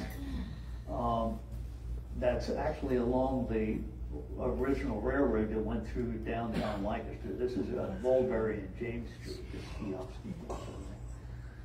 And I bring this up because this railroad here crossed the Brubaker lands. This was the land boundary between the 1,000-acre tract to the A families and the B family up here, 700 acres. And you can see that that line crossed right around where Farmingdale Road, the railroad crosses Farmingdale Road. So there had to be some adjustment, with this land maybe ended up going here. I'm not sure how that eventually worked out, but I bring that to your attention. And they used horses at the very beginning, but then they soon got railroad locomotives. And that's I'm standing there on Farmingdale Road looking east, and that goes around and across a little Conestoga Creek to the present rail yard there at Dillerville Road. And that's just a picture of the trail that was the railroad track going through the center of Lancaster and under James Street. And then right before the Civil War, you had some free black people, Stephen Smith and William Whipper. They were actually entrepreneurs and successful business people. And they devised a way. At that time, each company had built their own rail cars. And so they came up with this idea to put a little compartment, a false partition, inside the one end of the car, and they transported runaway slaves from the Columbia area down to Philadelphia, and then they could go from there to their freedom, maybe in Canada or upstate New York. And they used that railroad between Columbia and Philadelphia. And now a lot of the land there where the original Jacob Brubaker farm is now into trails, and there's deer living in there sometimes. And people use that, and that's the Brubaker Monument that was dedicated a few years ago.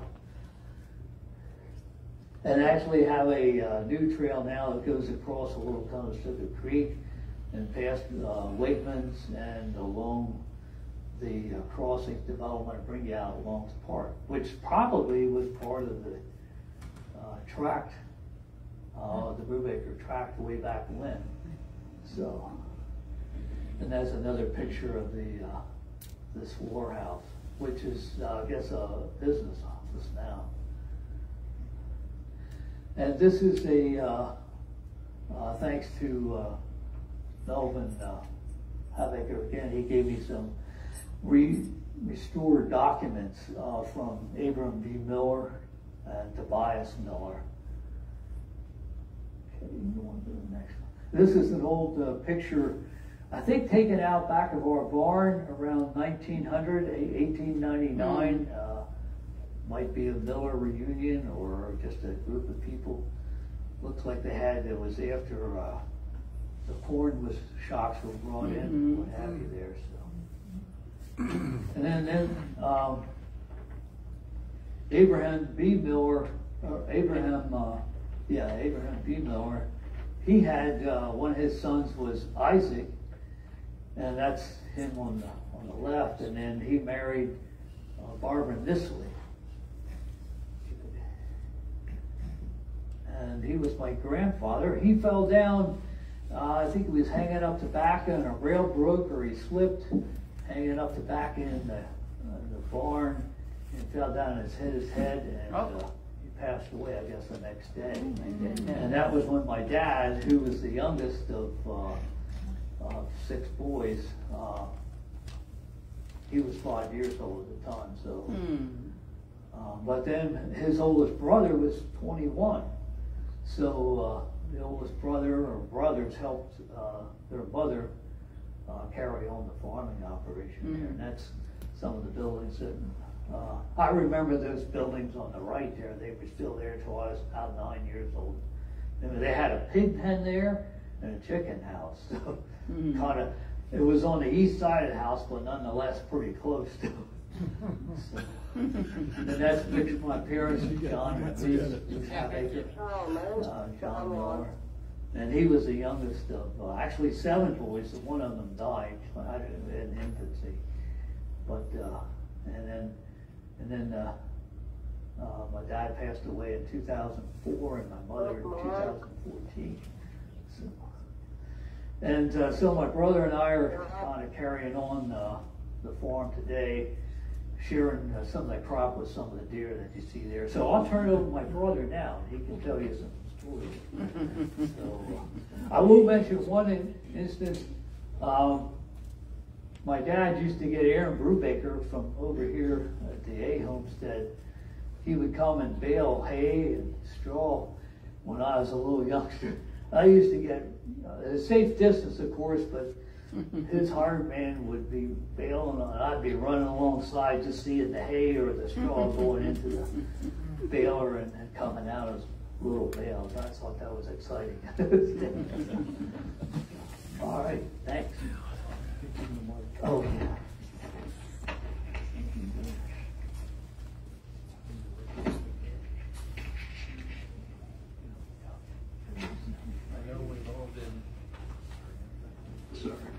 I know we've all been sitting a while, and it feels good to stand up. And I won't take offense if anyone wants to jump up and grab a second cup of coffee or some of that good tea water, plus a very good cookie assortment that's over there. So please help yourself.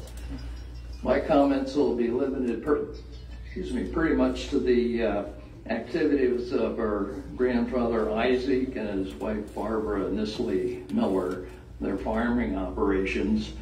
And we do know that these folks operated a general farm there on the outskirts of Lancaster, and the crops were pretty much wheat, corn, hay, tobacco. Those types of things were raised and marketed.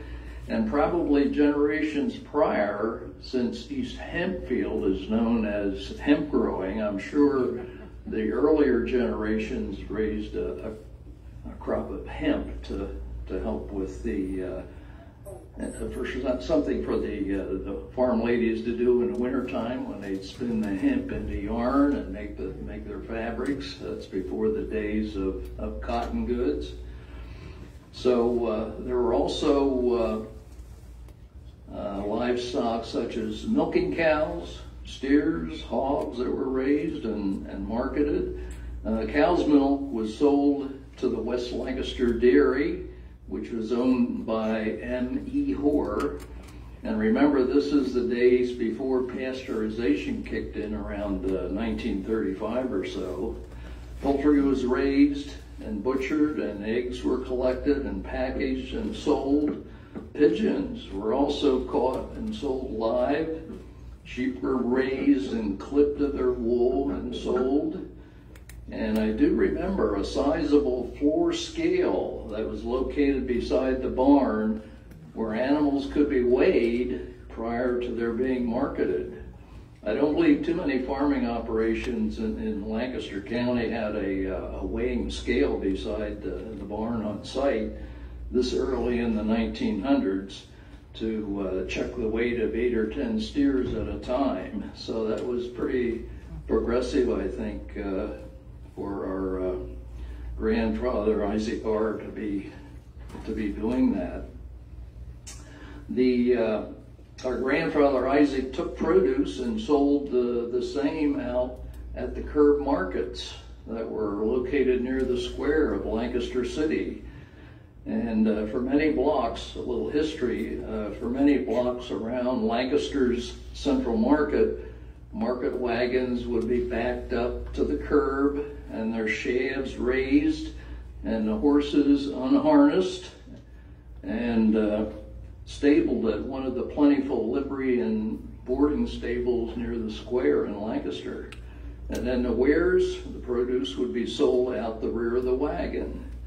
And the curb markets ended by 1927 due to an increase in auto traffic. Isaac's family sold eggs, butter, poultry, and other farm-related products from the back of the market wagon. When they butchered in early winter, then they would also have fat to sell. Our grandfather was also charged from 3 to 5 cents for a toll to use the Marietta Turnpike to go from Lancaster to the unnamed road, now called Farmingdale Road, to get back and forth to market. There was a toll booth set up on the other side of the Conestoga Creek in their neighborhood of the mansion house there, and they were still collecting tolls in the 1920s. So the curb markets would be attended by Isaac 3 to 4 times a month, and Isaac kept a pretty accurate little diary, a notebook where he'd record his expenses and income, and then maybe a word or two about the weather, whether it was stormy, snowy, rainy, whatever, hot, dry, cold. And sometimes he would record that he took in maybe $18 at the market, or maybe $20 on a good day. Just a word about city markets. There were 7 markets that were active at one time in Lancaster. Of course, the granddaddy of them all, the Central Market, which is the only one still operating today, was prevalent back in 1795. There was a building there, and then that was rebuilt to a bigger location in 1889.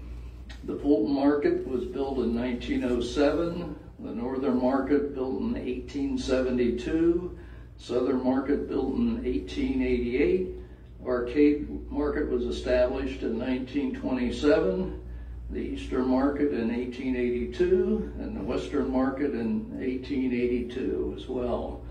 So these markets all supplied a place for the local farmers and butchers to take their wares.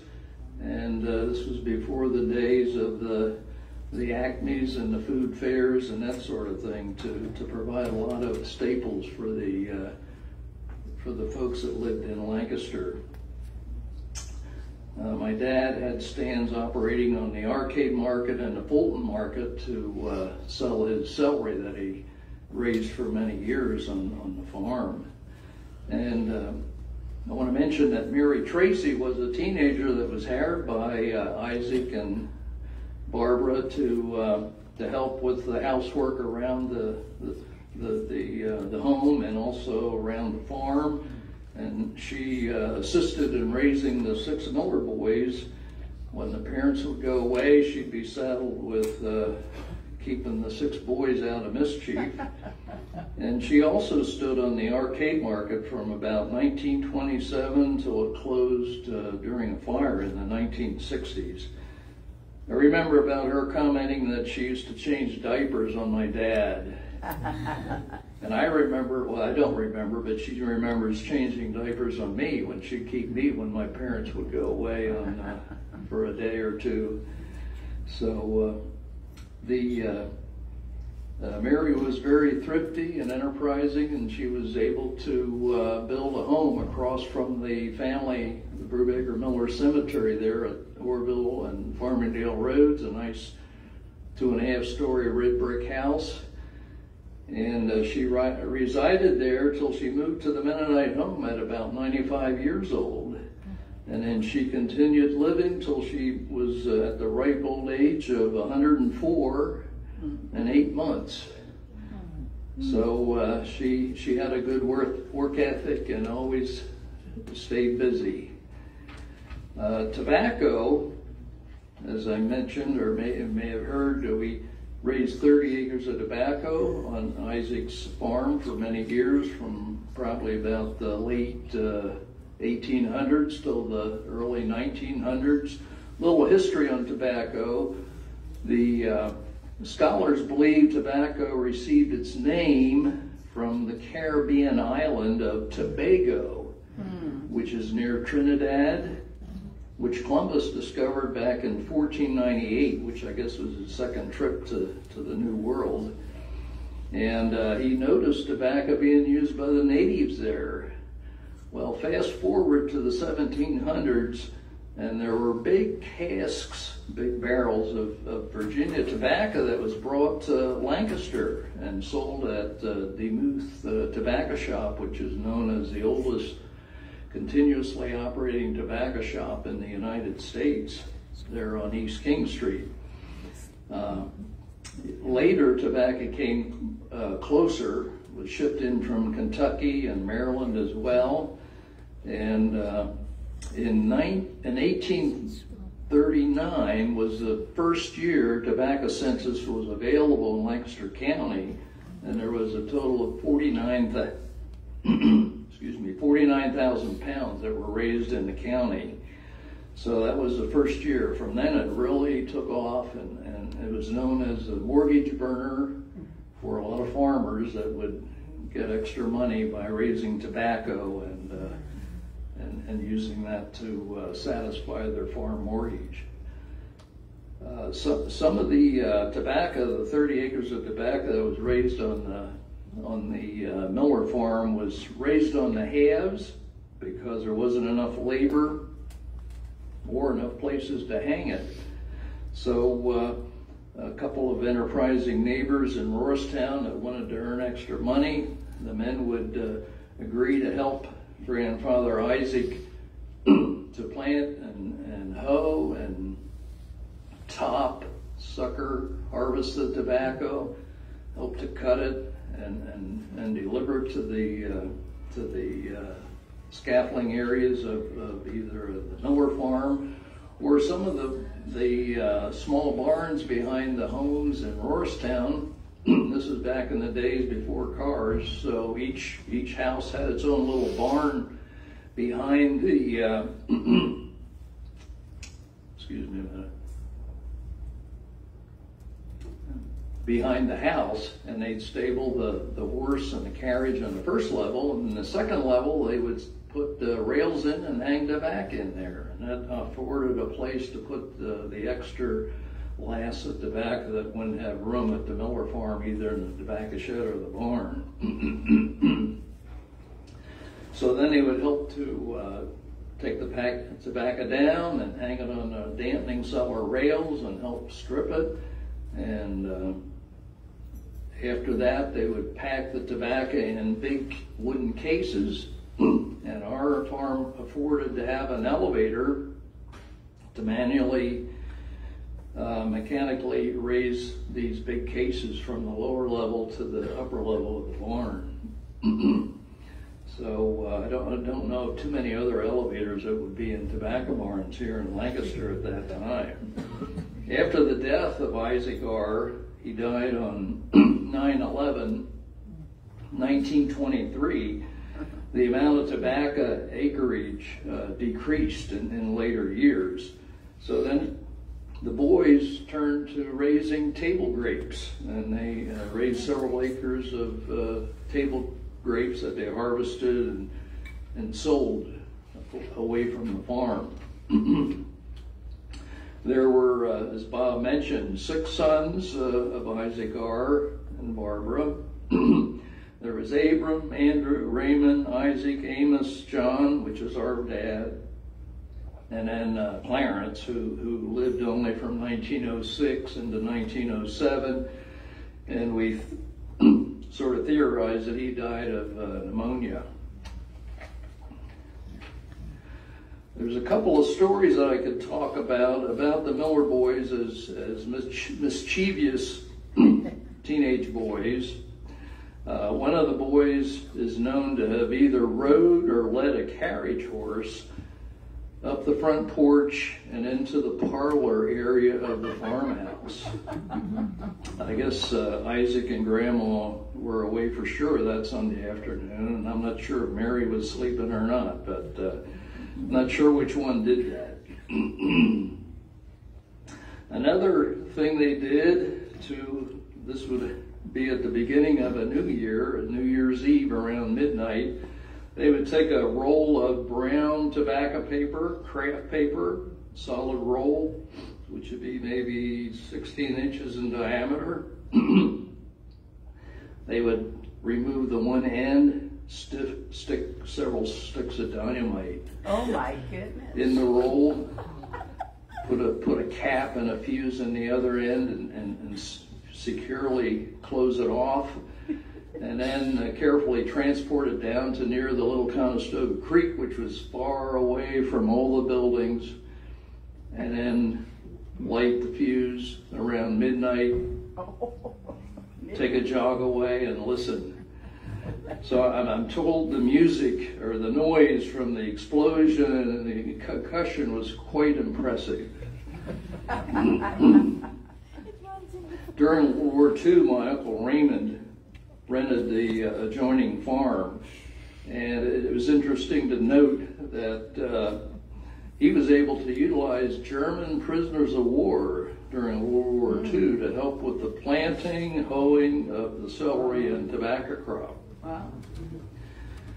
A guard was always on duty, and it was interesting to watch. My one uncle said that sometimes a guard would use his big gun to shoot a rabbit for target practice, and also to keep the prisoners alert that they better not think about running away. But actually, prisoners of war here in the States were treated very, very well compared to our GIs that got put in German prisoners of camp during World War II. One final one, our dad, I can remember my dad, John, going to Binkley and Ober Stone Quarry in East Petersburg, and he'd pick up maybe a half a case of dynamite. This would have been back very early 1950s. This is before you needed to have a license to buy explosives. And there were different rock outcroppings on some of the fields, and he'd use a sledgehammer and a chisel and chisel a V shape in some of the stones, and he'd put a stick of dynamite in there with a cap and a fuse. And one time I remember of being with him hiding behind a wagon several hundred feet when he lit the fuse and heard the explosion. and it would blow part of the rock apart that he could put a chain around, and then with the tractor break these rocks apart. One item I'd like to mention in closing, the land which we sit or stand here, as Bob had mentioned, had been in the Brubaker family since 1717, and then Aaron Brubaker and his wife Arlene farmed here, and then in 1974, I think, the Church of the Apostles started buying segments of the farm, and I think there were 4 different parcels that were sold between 1974 and 1981 till the whole farm got divided out and sold to the Church of the Apostles. And this would have been in the same Brubaker name for over 264 years. It's interesting to note that the Church of the Apostles still owns about an 18-acre tract that runs from where the farm buildings are all the way across almost a good drive down to the stream. And of that amount, the farm buildings make up part of the 18 acres. And there's a pond there and another house. There's a pine grove. There are also employee gardens. And there's about a 3.5 acre tract that is still farmed after over 300 years. And my brother Bob and I happen to been farming that 3.5 acre tract now for quite a few years. And I think this is the only tract of ag land that is still farmed continuously since Hans made the purchase back in 1717. So with that, if you folks are on YouTube, have an interest in YouTube, and you key in the word rural heritage, there's a 30-minute video on there that's been on for some months about the Brubaker barns. So if you key in rural heritage on the YouTube and hit videos, it's also under the name of Joe Mishka Productions. His group was out back in December and did a 30-minute video on several different barns in Lancaster County. 2 of those are the Brubaker barns on Farmingdale Road. So you can get another glimpse of what those old buildings look like. That's pretty much well, I have a lot more, but you're all getting tired of setting. And if you have any questions, Bob and I will be back at the table there where we have some photographs of our buildings and people and that sort of thing. We'd be happy to talk later. Thank you much. Thank you.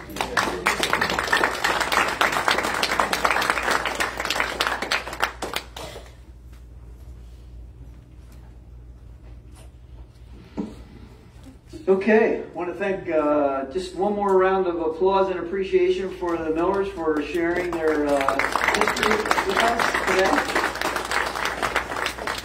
I'd like to thank Homestead Village again for allowing us to use this facility, and Cura Food Services for providing the meal today for us.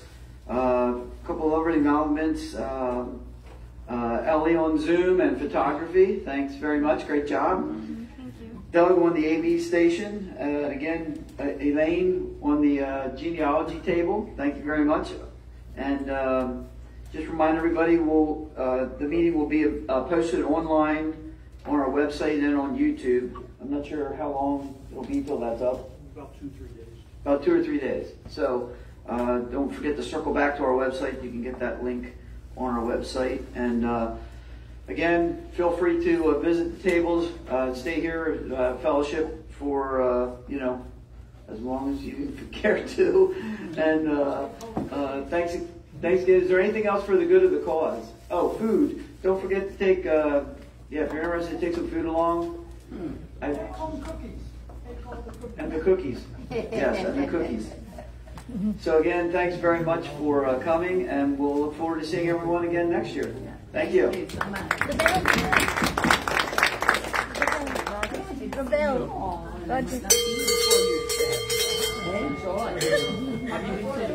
End of the session. Oh. Turn right here. I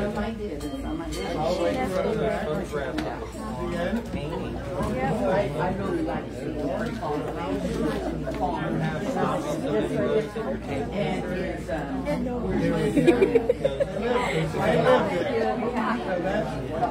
Thank you all for joining.